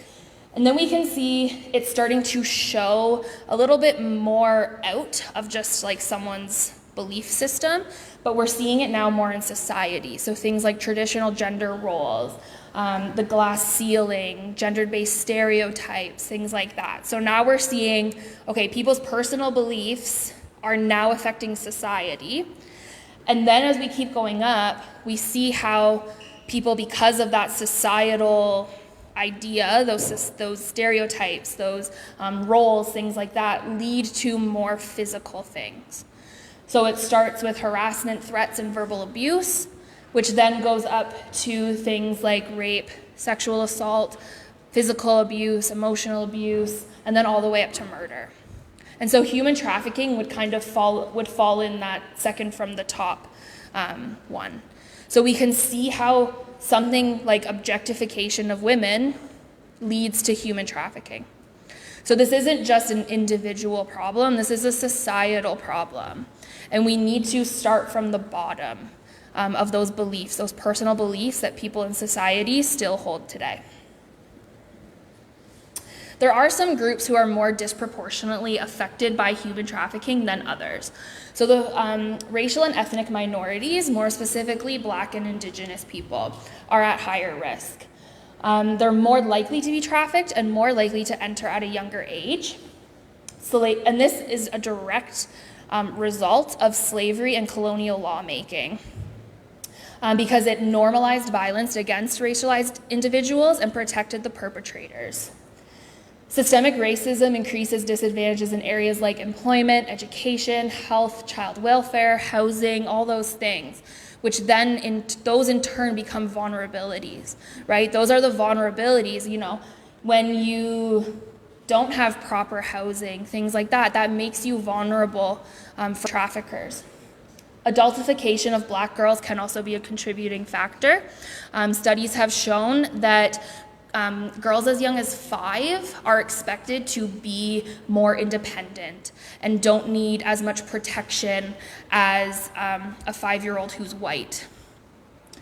A high rate of exploitation experienced by Indigenous women can be traced to the vulnerabilities created through decades of systemic oppression that came about from colonialism, and colonialism that is still happening today. Another group who's disproportionately affected is the 2S LGBTQIA+ population, and a big reason for this is because those that are at highest risk of being trafficked are homeless youth, and members of the 2S LGBTQIA+ community are more likely to be homeless. And that stems from a history of abuse, neglect,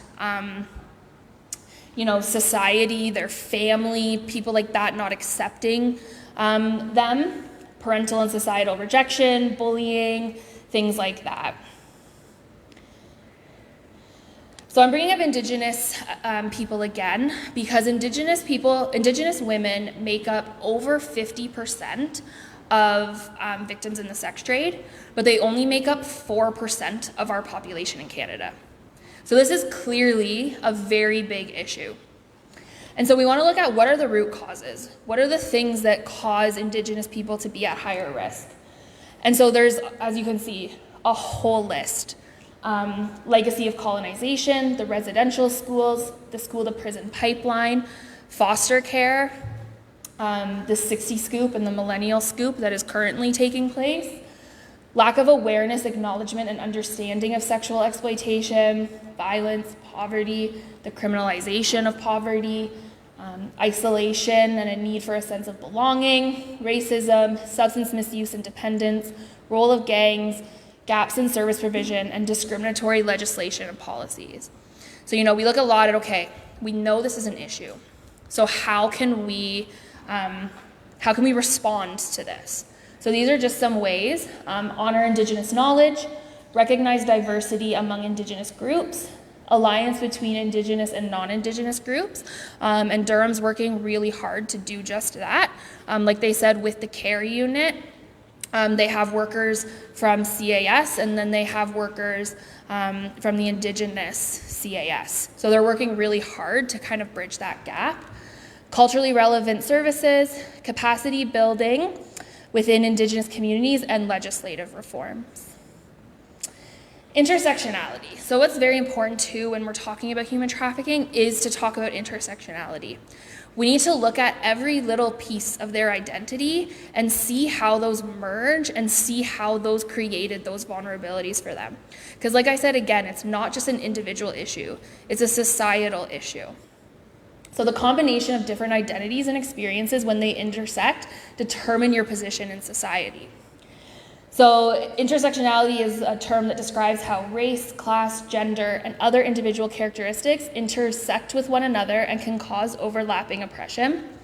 So in order to understand human trafficking and why it happens, we need to understand the underlying structural factors and the political, social, and economic conditions that create those vulnerabilities in the first place. Because like I said, a lot of those vulnerabilities that put people at risk are societal things. They're systemic things, poverty, homelessness, racism, things like that, that are creating those vulnerabilities. And then those people have no control over those things. So where are youth recruited? In reality, youth can be recruited anywhere. But we do see some places that are a little bit more high risk than others. The biggest one we're experiencing right now is online. I think that's because of two things. Just, technology just keeps going forward and we're going with it. And then COVID. Youth were spending a lot more time online. And traffickers kind of went the online route because especially during COVID, they weren't able to go to the mall and recruit someone, right? They had to find other means. Online has also made it much easier for them because they can send out 200 messages And the 5 people that reply, that's 5 potential victims for them, right? It's very easy.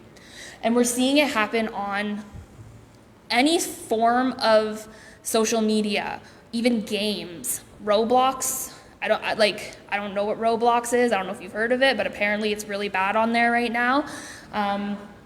So it's anything where there's some form, like some way that they can communicate with someone, they're using it.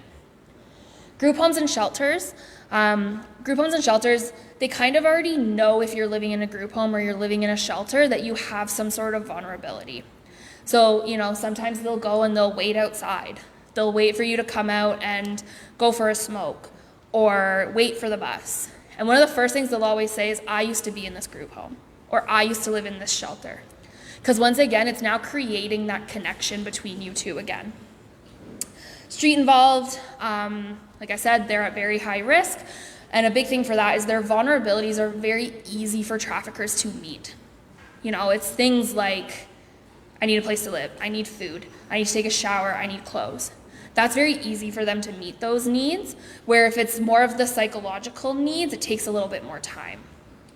The mall, the Oshawa Center Marshalls apparently is like a big one.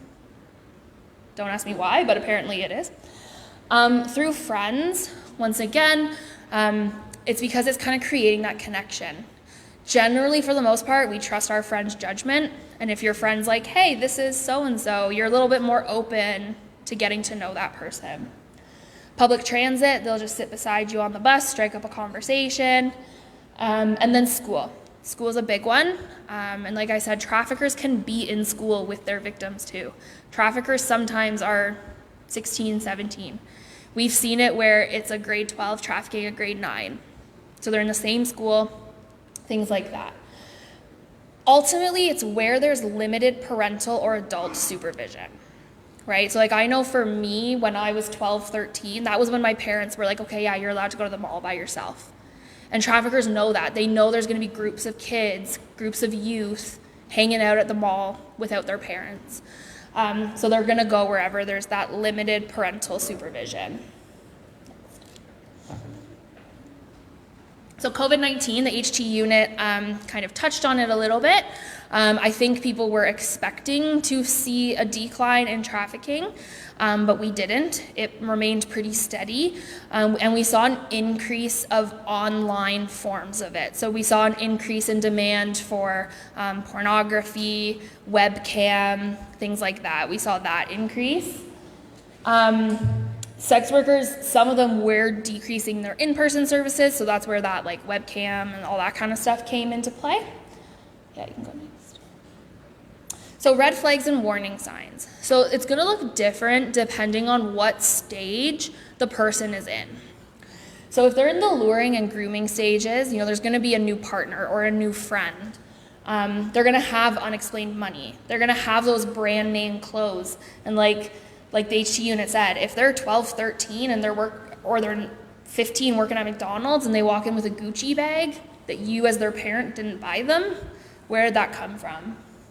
Nails, hair, and lashes consistently done if it's not consistent with their previous actions. I know I go into high schools now and everyone has their nails and their hair and their lashes done, right? But if it's someone who never really cared about it before, and now all of a sudden it's always done like that, that could be a red flag. Dropping usual friends for a new group, if their partner's trying to introduce drugs and alcohol to them. Increased exposure to sex, sexting, porn, strip clubs, if their partner's trying to create a dependency on him or her, so they're saying things like, you don't need your family, you don't need your friends, you have me. And if they're very defensive of their new relationship.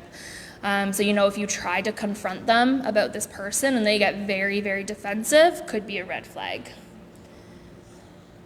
If they're in the coercion, manipulation, or the exploitation stage, it could look a little different than that.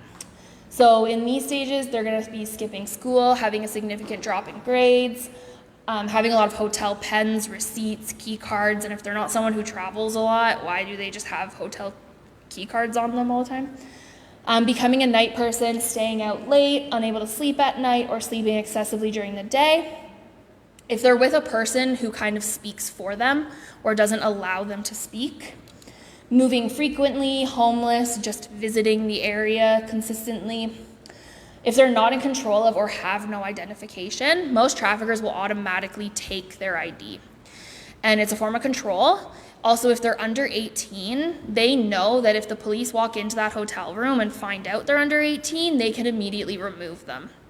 So they'll give them an ID that says they're 21, 20, whatever it is. So then the police can't just come in and do that. If their story is kind of vague, if they're owing a debt to someone, signs of multiple sexual partners, if they're very evasive, if they're using substances, no family support, tattoos, branding. We actually see a lot of branding. It could be their name, it could be a barcode, it could be like their street symbol of their trafficker, whatever it is. We've seen it on their face, we've seen it on their chest, we've seen it on their backs, pretty much anywhere. But it's basically a symbol that the trafficker uses to tell other traffickers that this person is taken, essentially. If they're exhausted, hungry, history of physical or sexual assaults, and inappropriate clothing for a venue or for the weather, like if it's winter and they don't have a winter coat, that could be a red flag. So the next thing is consent. So I talked a bit about consent and that a lot of victims of trafficking believe they consented to being trafficked. So when we talk to youth, we really try to get them to understand what consent actually is. You can go to the next slide. So we show them this. So consent has to have 4 things to actually be consent. It has to be clear, coherent, it has to be willing, and it has to be ongoing. So the clear is what we think it is, it has to be a yes. It can't be a no, it can't be a maybe, it can't be an I don't know, I'm not sure. It has to be clear. The next one is coherent. Once again, we know this. They can't be drunk, they can't be on drugs, they can't be unconscious, they can't be in a mental state where they can't understand the situation. So those are the 2 things where we as the general public understand when it comes to consent, right? Willingness is where, for people, it gets a little hazy. And it has to be willing. So it cannot be given under pressure, it cannot be given under violence, it cannot be given under threat. When it comes to trafficking, that's where that's where it no longer becomes consent, right? They pressured them, they manipulated them, they threatened them, things like that. But when we're talking to youth too, and we're talking about willingness, we try to emphasize to them, it might not be as blatant as a threat or as violence. It could be that little bit of pressure. It could be something like, if we're talking about not necessarily human trafficking, but like a sexual situation, it could be something as small as, like I said before, if you loved me, you would, or my ex would have done this. Or if you've already said no and they're trying to change it to a yes, that's where it's no longer willing. And then consent has to be ongoing, so it has to be granted every single time. Next. So how to intervene? The first thing I always say is if you feel this is actually happening and you're not comfortable having those conversations, you can call victim services, you can call the human trafficking unit, you can call whoever. We will have those conversations with them if you're not comfortable. But if you are going to have the conversation, if you suspect that this is happening, these are some things you can do. Tell them that you love them no matter what. Say, no matter what you're about to tell me, I love you, I'm here for you, no matter what. Even if you don't suspect they're being trafficked, this is a great thing to tell your kids. I love you no matter what. Tell them they can come to you no matter what. Stay calm. Be aware of your body language.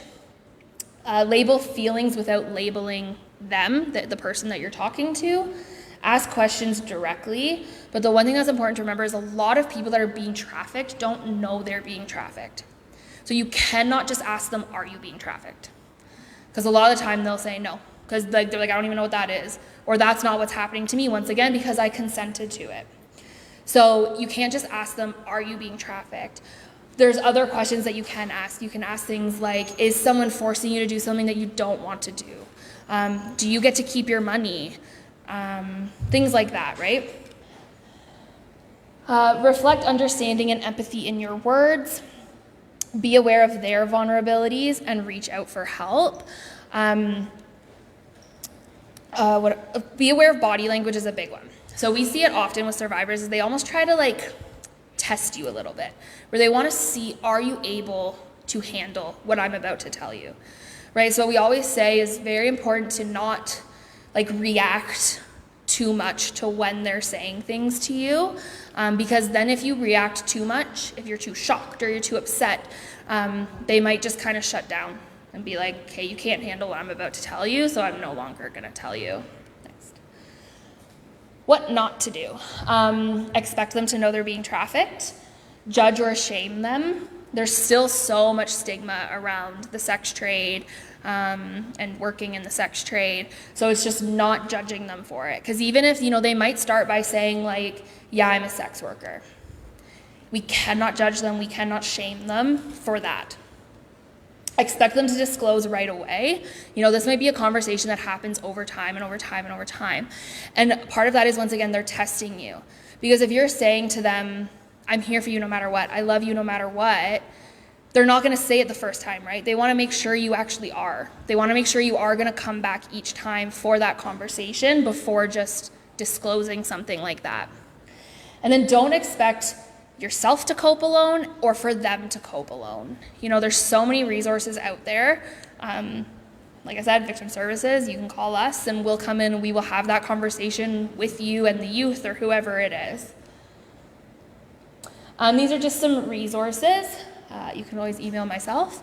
Or we have our victim services like mainline, our email, our social media. There's a human trafficking hotline with DRPS, Crime Stoppers, Kids Help Phone. I always emphasize Kids Help Phone for youth because a lot of times for youth it's much easier to talk to someone that you don't know. They don't want to talk to their parents or their teachers or their friends. So that's a really great resource for them. Questions? Am I going right into questions or are you? Okay.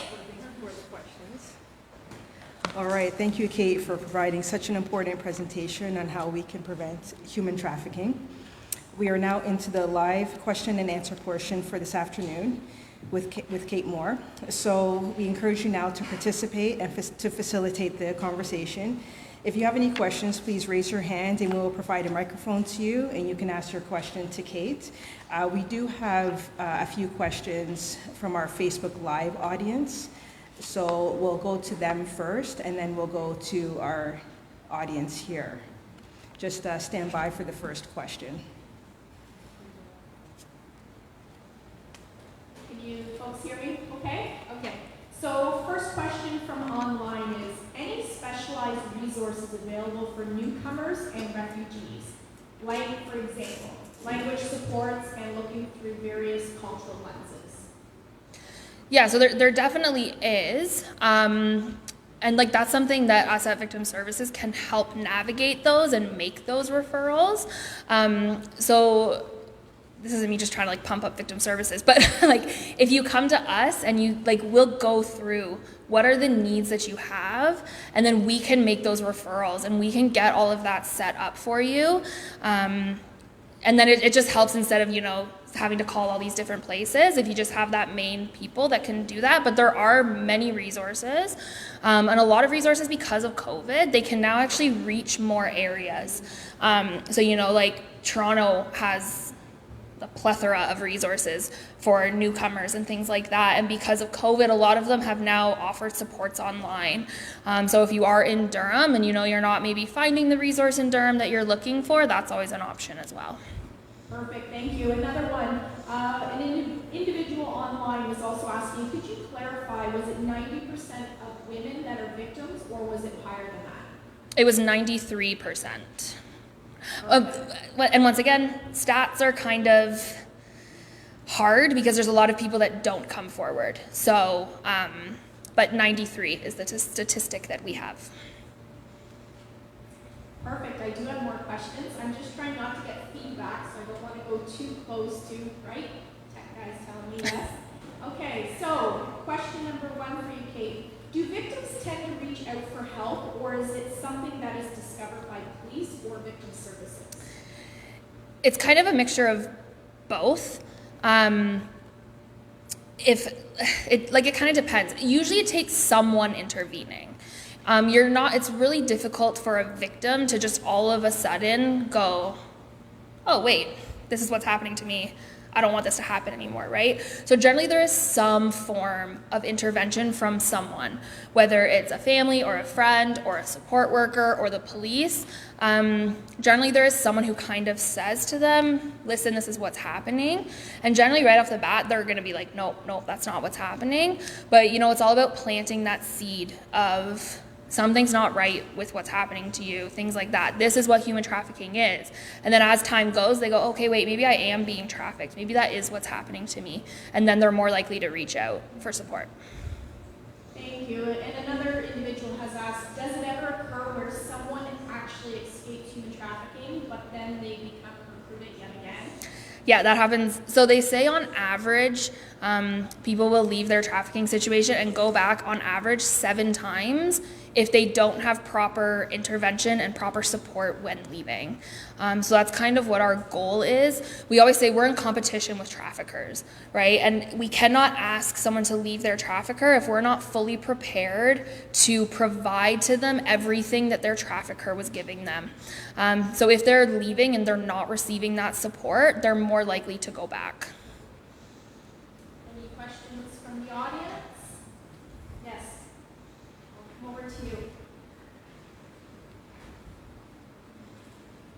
If you have someone bring up to you that they think through social media someone's trying to traffic them, do they bring that right to the police or victim services and bring awareness to that, or what's the best route to go with that? That they can do that. If they suspect, if they don't want to take it that far, they can, just be like, if I suspect this is wrong, block the person, ignore the person. If, they want to take it a little bit further, where they're like, we want the police to be aware, or we want more support from victim services, then they can come to us. Like I said, we do a youth symposium every year. And after that youth symposium, we always get a ton of disclosures from people in that luring or in that grooming stage. And so we'll still support them. You don't have to wait until you're being trafficked for us to support you. We'll support you even if you're just in that luring stage, where even you're like, hey, this person's being kind of weird, I suspect this might be happening. You can call us, we'll come, we'll sit with you, we'll talk about safety planning and what you can do to make sure this doesn't happen or continue to happen.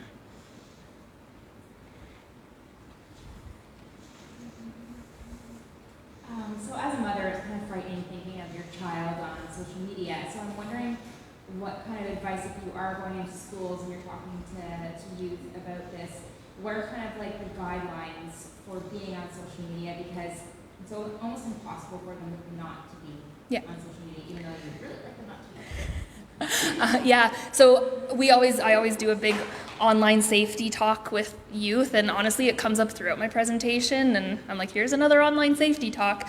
But so a few things that I always say to them that are super easy things to do. Number one is have a private account.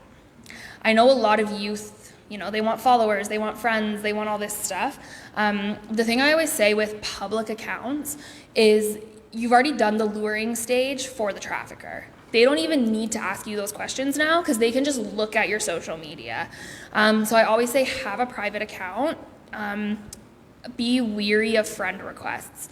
And one of the things I say to them too around this is, I always say to them, if you don't know the person, don't let them see your personal things. And they go, oh, but we have 150 mutual friends. But that person could have just gone on one of your friends' lists, followed all these people, but they don't actually know any one of these people, right? So I always just say, if you don't know the person, if you've never met that person, do not let them on your social media. And another thing I always say is always think before you post. I try to emphasize, once it's out on the internet, it's out on there forever, especially with Snapchat. People think it disappears, but it doesn't. And my mentality is, if I don't want my grandma to see it, I'm not going to post it on social media, because people will use those things against you that you post. Also, if you're posting things, like I said, we've seen it before where we're like, we'll be talking to one of our clients and we're like, how were you recruited? So like, I posted a sad song on Facebook because I was feeling down and this is the song I listen to when I'm sad, and the trafficker picked up on that kind of thing, right? So it's just about being really cautious about what you're posting, who you're talking to, have a private account, don't add people that you don't know. Yeah, and like other things too, like Snapchat, have location off. I don't know if you've ever looked at Snapchat, you can zoom into someone's house. So they know where you are if you don't have your location off. And so it's just little things where it's like, it's not really gonna affect your social media that much, but it's ways that are gonna keep you safer. And just to go back online here, individual asks, do they follow the recruiters, the recruiters, the same steps while recruiting male victims? Yeah, we actually get that question a lot, actually. Like I said, they'll mostly go through those stages pretty much a similar way to how I explained each one. It'll look different for everyone.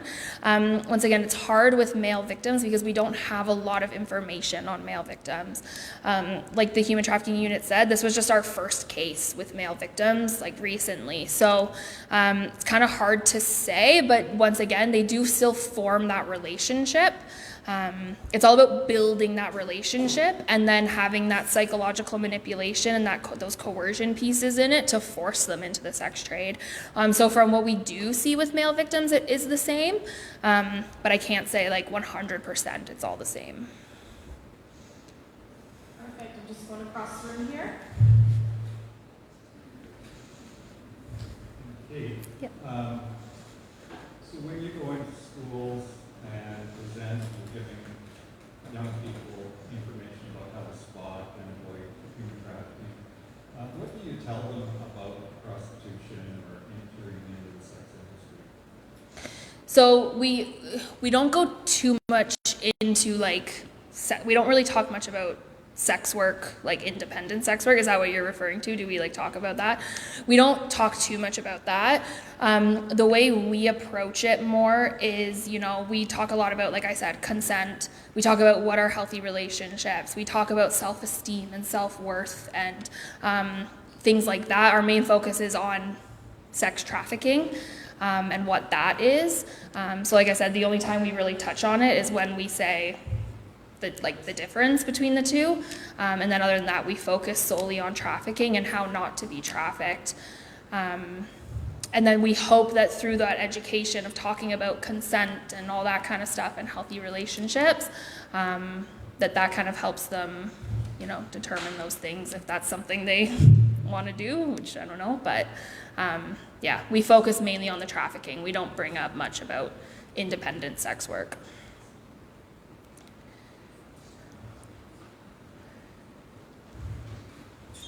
Thank you. And I just want to know that, you know, Durham has become increasingly diverse in the last few years.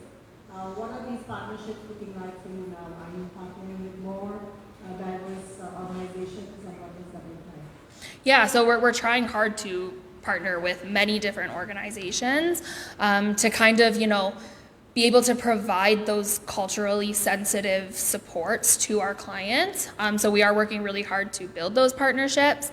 Like I said, right now we're working really hard with Indigenous organizations and things like that.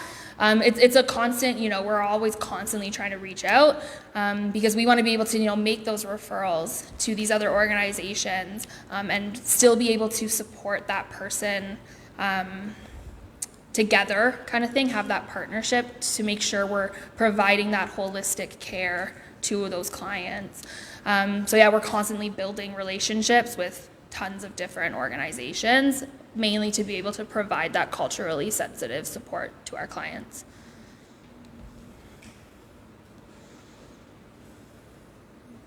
Thank you. And that was I really enjoyed the presentation. A lot of knowledge that I gained from this.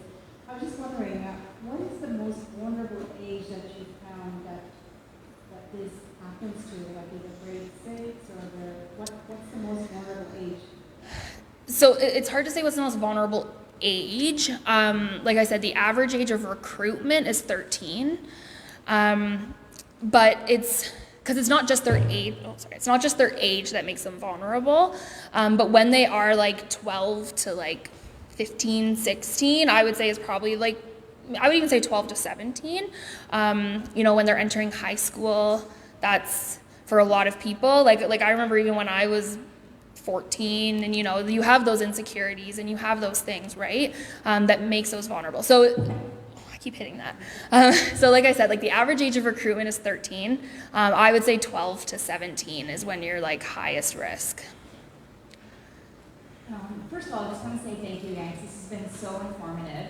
One of the reasons I was motivated to come is because there's all this like misinformation online and a lot of fear mongering, and I'm just wondering how damaging it is. Because in the last year, even within Durham region, you see all these things being scattered everywhere. It's like, oh, watch this gas station, or watch down by the beach over here, and I'm just wondering how much that is like taking away from like the real work that is happening and the actual things that are going on. Yeah, it does. It makes it, like I said, like a lot of people don't even know they're being trafficked, and that's because of things that are being put out there, right? So when someone comes up to them and says, oh, you're being trafficked, they go, well, no, I wasn't kidnapped in a white van. I'm not being tied up. Or like I've seen ones where it's like they tie your windshield wipers together so then they can, while you're trying to untie it, they come and they grab you. And it's like, well, that didn't happen to me, so I must not be being trafficked. So it's hard to get them to even like understand it. And then on like the community side, it's hard for people, if you don't know how it's actually happening, people aren't aware of it where they can intervene or they can say something, right? So because I didn't see that person get kidnapped off the street, so it must not be trafficking, right? Like, so it can be detrimental to victims that are being trafficked by all of this being put out. Once again, like if someone's being grabbed off the street in a white van, like that's still not good. They're still being kidnapped, but we can't just assume it's human trafficking, which is what's kind of happening. I've seen it a lot too on Facebook where this gas station, this SUV followed me home or something, and it's like that's not really how it works. Yes, weird that the SUV was following you home, but that's probably not human trafficking. And so like I said, it can make it detrimental to the people that are actually being trafficked. I'm sorry, I have so many questions. That's okay. I just have a follow-up question to that. So this particular situation happened last year, and I had a whole bunch of my peers resharing this thing. My spidey sense went up. I didn't feel like it was correct. It ended up, you guys, like Durham Regional Police ended up saying like this is not what happened. But I guess my question is like I felt, I'm trying to think of an appropriate word, but all I can think is a-hole, for not believing, and I didn't know how to approach it. And I'm just wondering if you have any tactics. Like, so if I see this information, I'm like, I don't know if this person's making this up, or if this is like, I don't know how to approach it without seeming insensitive. I mean, the thing I always say is like, education is key, right? So if you're able to like take what you learned here or whatever and educate other people, that's good. I get what you're saying. It's like you don't want to be like, actually, you're wrong. You know, I would suggest like we do a nightly session, monthly info session. You could even just be like, hey, check out Victim Services. They're doing this info session. You can go and learn about human trafficking. Because it is difficult when you see those kinds of things and you want to just jump on there and go, no, that's not actually how this happens. That's probably something else going on. Because then people go, well, you don't know that, right? So yeah, I say like the one approach you could say, hey, go see Victim Services monthly thing. They talk about this and you can learn more about it. And but yeah, it's kind of hard because you want to stop it from continuing to get spread. But are people going to believe you now if you jump on and say that? But yeah, that's why like I just say like we do a monthly thing. They can come and they can listen to it and learn about trafficking and things like that. Yeah, so I don't really know how exactly to approach it without people being like, oh, you're wrong, you know. So.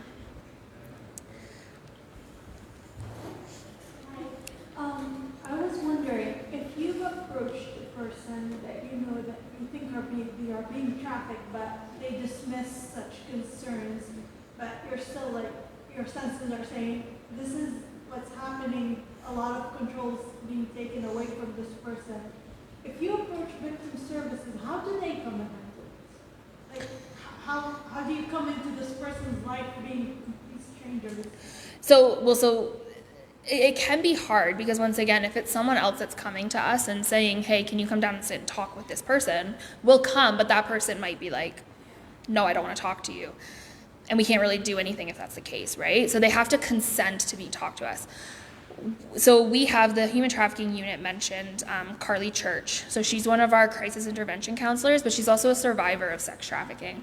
So she has that mentality of, I've been there, right? I can understand. So right then and there, when she sits down and says, like, so if there is someone that we're struggling with, we could say like, hey, Carly, can you go talk to them? And she'll sit down and she'll say, listen, I don't know if this is what's happening to you. I don't know. But this is what happened to me. And then right there, they have that connection of, okay, wow, like maybe that is what's happening to me. And then she can very easily build that rapport with them because she can actually say, I've been there, I understand. So that's one way is we bring Carly in and kind of say, but basically what we do is kind of what the HT unit said too, where it's like, you don't have to tell us anything right now, but we're here. If something does happen, we'll reach out, we'll check in, and then you just start to build that rapport. It doesn't happen right off the bat, right? You're not gonna walk in and say, this is what I believe is happening, and they're gonna be like, yeah, for sure. Yeah, I want support now. That's not gonna happen. It takes time to build that relationship and build that rapport. And so yeah, we just keep coming back until they're willing to share what's going on. Oh, I think they're going back there.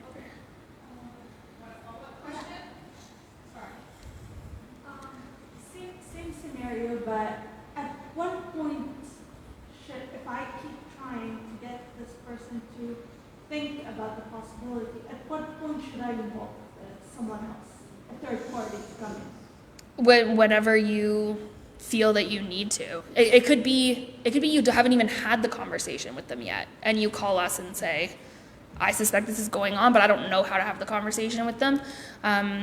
It could be, like I said, it's hard for people to talk to their family and their friends and people they know. So sometimes it helps to have that outsider come in who can say, I've been there, or I understand this, or whatever it is.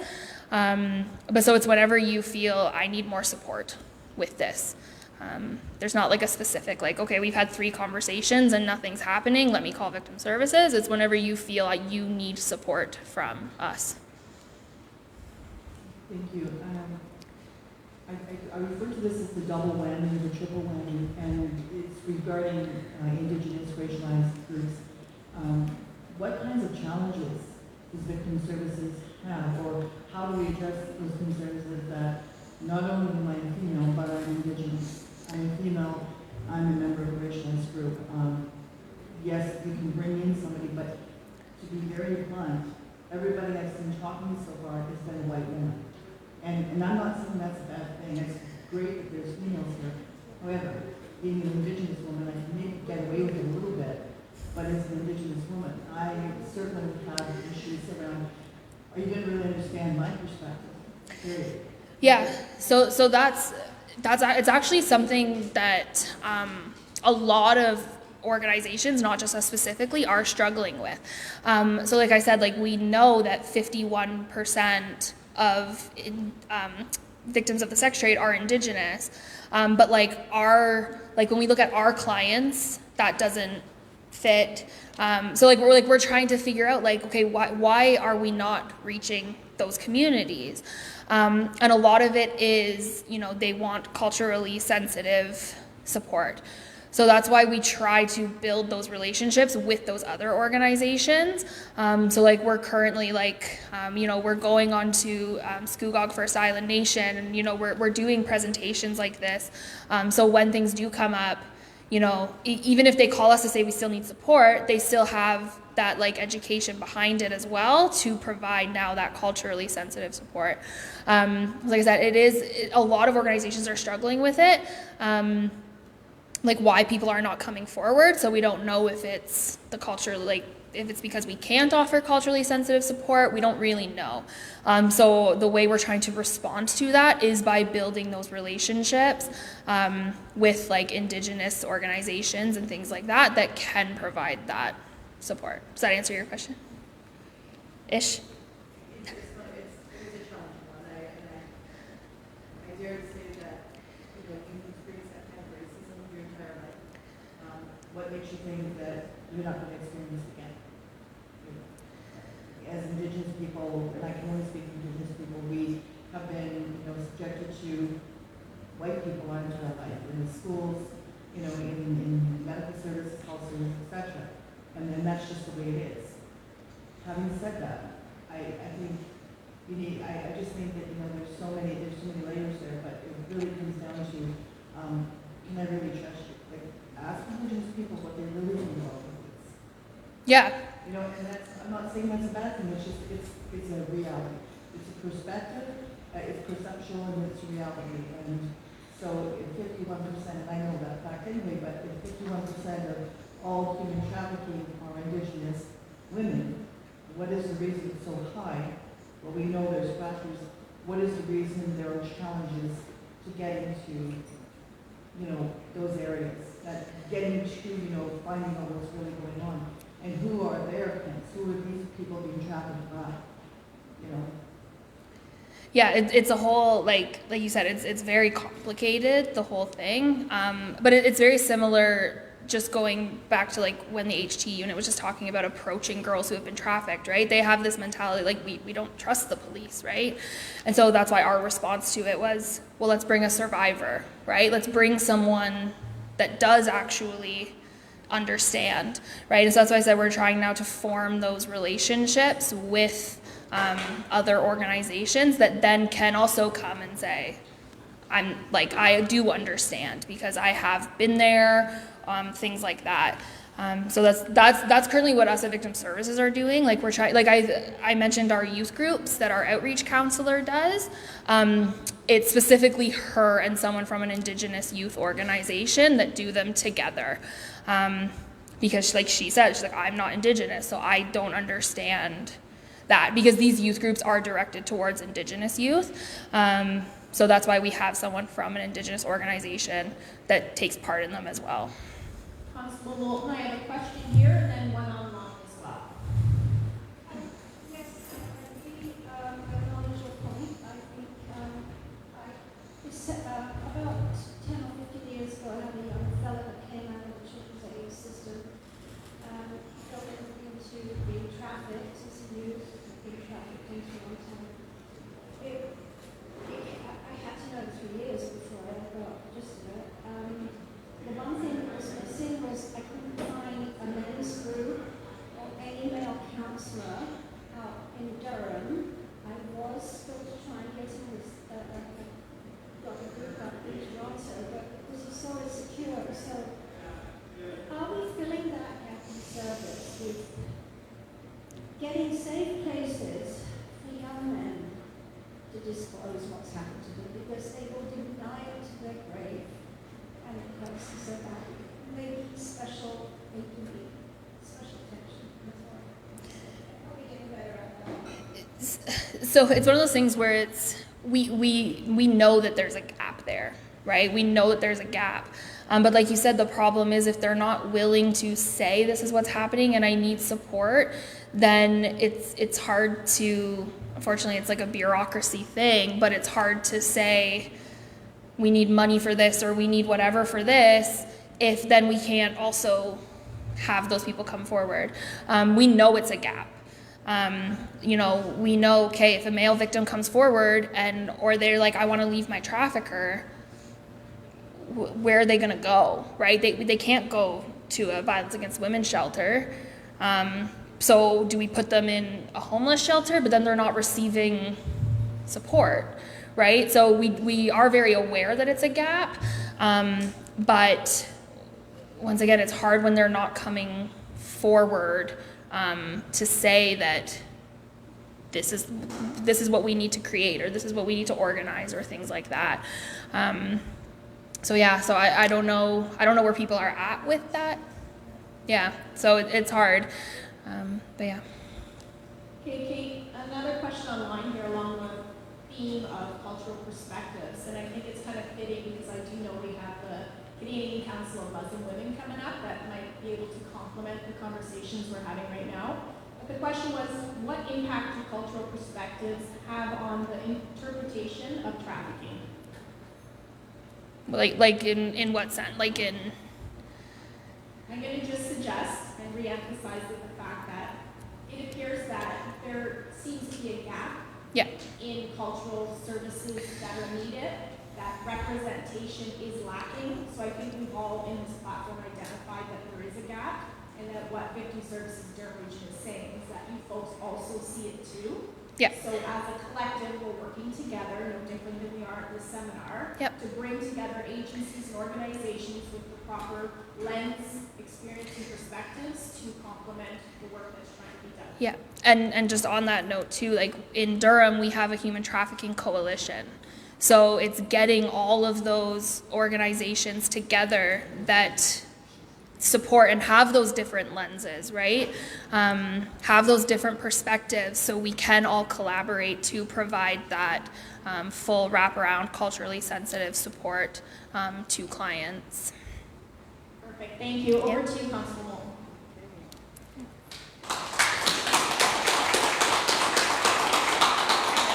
Thank you again, Kate. You have so much knowledge, wisdom, and resources on this topic, and it's no wonder that the service has partnered with you on this specific topic. So thank you again for sharing all of your knowledge with us. All right, so just to continue, thank you everyone who has participated in the Q&A portion for this afternoon. I would like to now pass it off to Firdaz and Nuzat from the Canadian Council of Muslim Women, who will be doing a short presentation on the latest project called the Gender-Based Violence Project.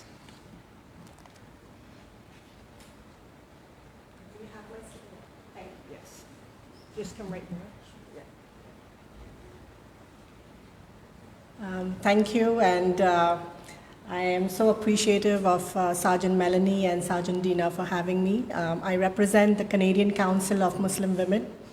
We are a national organization. We have been around for 40 years, and we really work around the equity, equality, and empowerment of Canadian Muslim women, girls, and non-binary people. So I appreciate being here. I've heard all the wonderful stuff. Even before I came, I was streaming on Facebook online.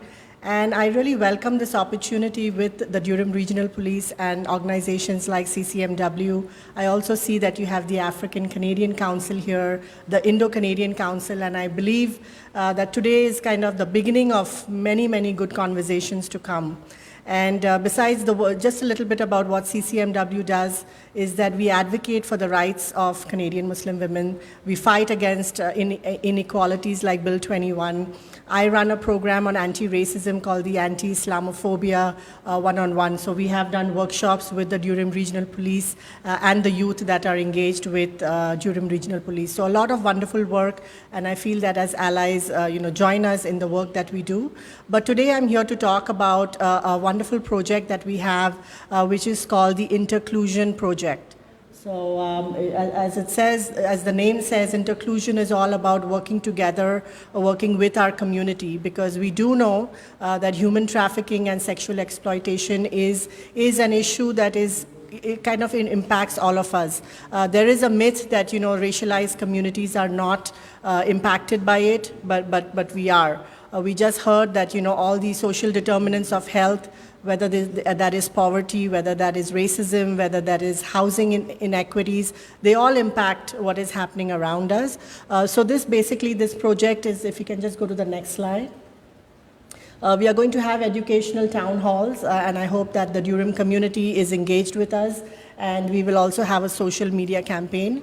And I believe in a nutshell, just to say that, we need to come together to fight this fight. As I was doing my own training on human trafficking and sexual exploitation, we had one of our chapters in Montreal call me, and they said, there is a woman in a shelter whose daughter, a young teenage daughter, is being trafficked, and she wants to speak to someone. So this issue is really closer to home than we think, and instead of working in silos, instead of working trafficking. Let's come together as a community in Durham, outside of Durham. Together, we are a national organization, so it is across Canada that we work.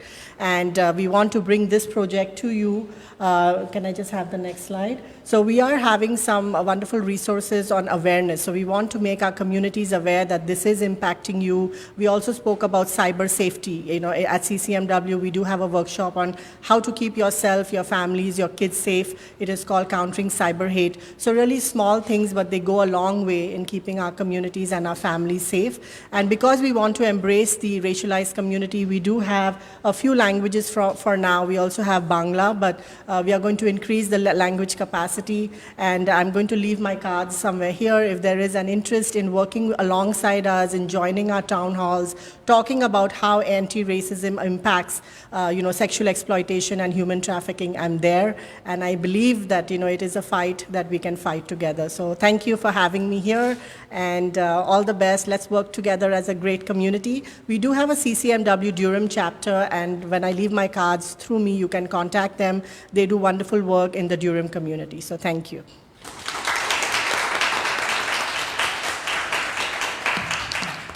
Thank you, Firdaz, for sharing the latest project with us today.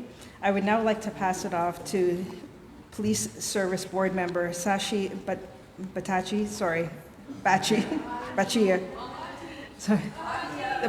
Sorry, I had it right the first time. From the Indo-Canadian Cultural Association of Durham, who will be providing today's closing remarks. My name is not that. Thank you so much. Dr. Vidal Shivan will correct you, I'm sure, for that. So I've been introduced as a police service board member. I lived here in this community over 30 years.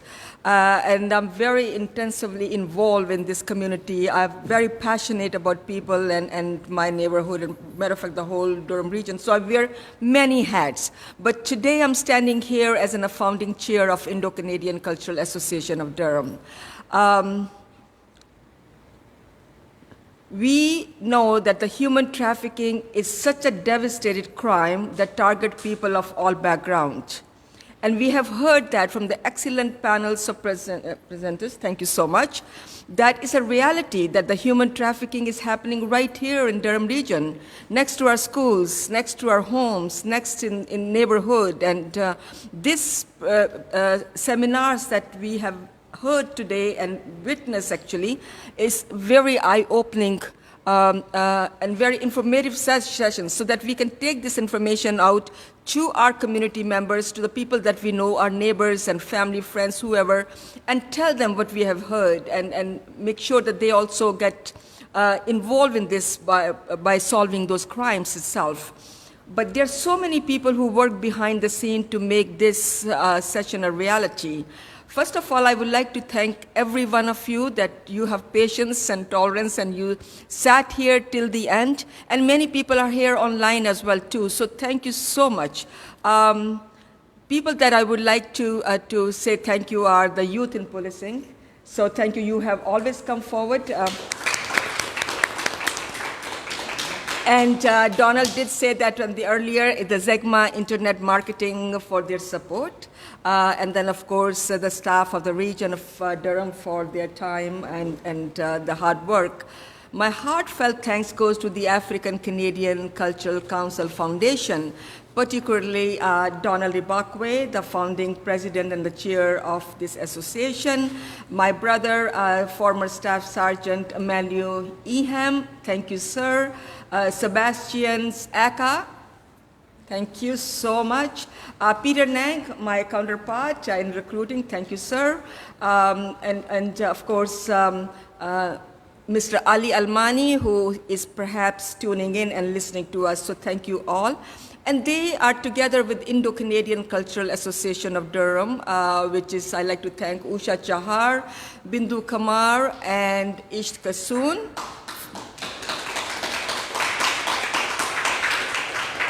And they're working together with the Durham Regional Police Service. So Dr. Vidal Shivan, you're always there to support us, not just for this seminars, but many seminars that we held even prior to that, and I'm sure that you will be there when we are talking about educating our communities in a number of issues that are dear to them as well. Thank you, sir. Ms. Dina Pedan, thank you so much. I always look at you and say, somebody I can see right into my height. So thank you, ma'am. Thank you so much. Melanie Milton, thank you, ma'am, that you have been there and very resourceful. Very helpful, full of energy, and from bottom of our heart, we thank you for that. Victoria Henning, thank you so much. And of course, this combined with the Durham region, of course, and the Durham Victim Services. So thank you so much. What you have told us today is absolutely eye-opening, and then we can take this, what things we said to us, to the community. Matter of fact, I was thinking about it. We're going to do another seminar just with you alone. So thank you so much. And just coming back to say that how much we appreciate that our services, Durham Regional Police Service, is so willing to work hand in hand with the grassroots organizations, not only to increase awareness of such heinous crimes, but by doing so, you're also sending a message out to the wider audience that together we are committed to build a safer community for all of us. So thank you so much once again. My favorite people in uniform, love you all.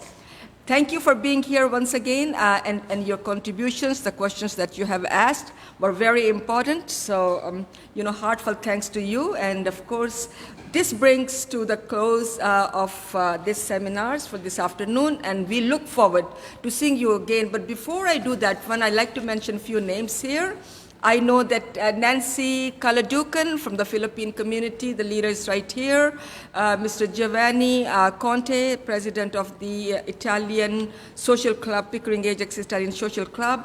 And of course, Ravina Rajasingam, leader of the Tamil community. She's here, so I would like to say everybody.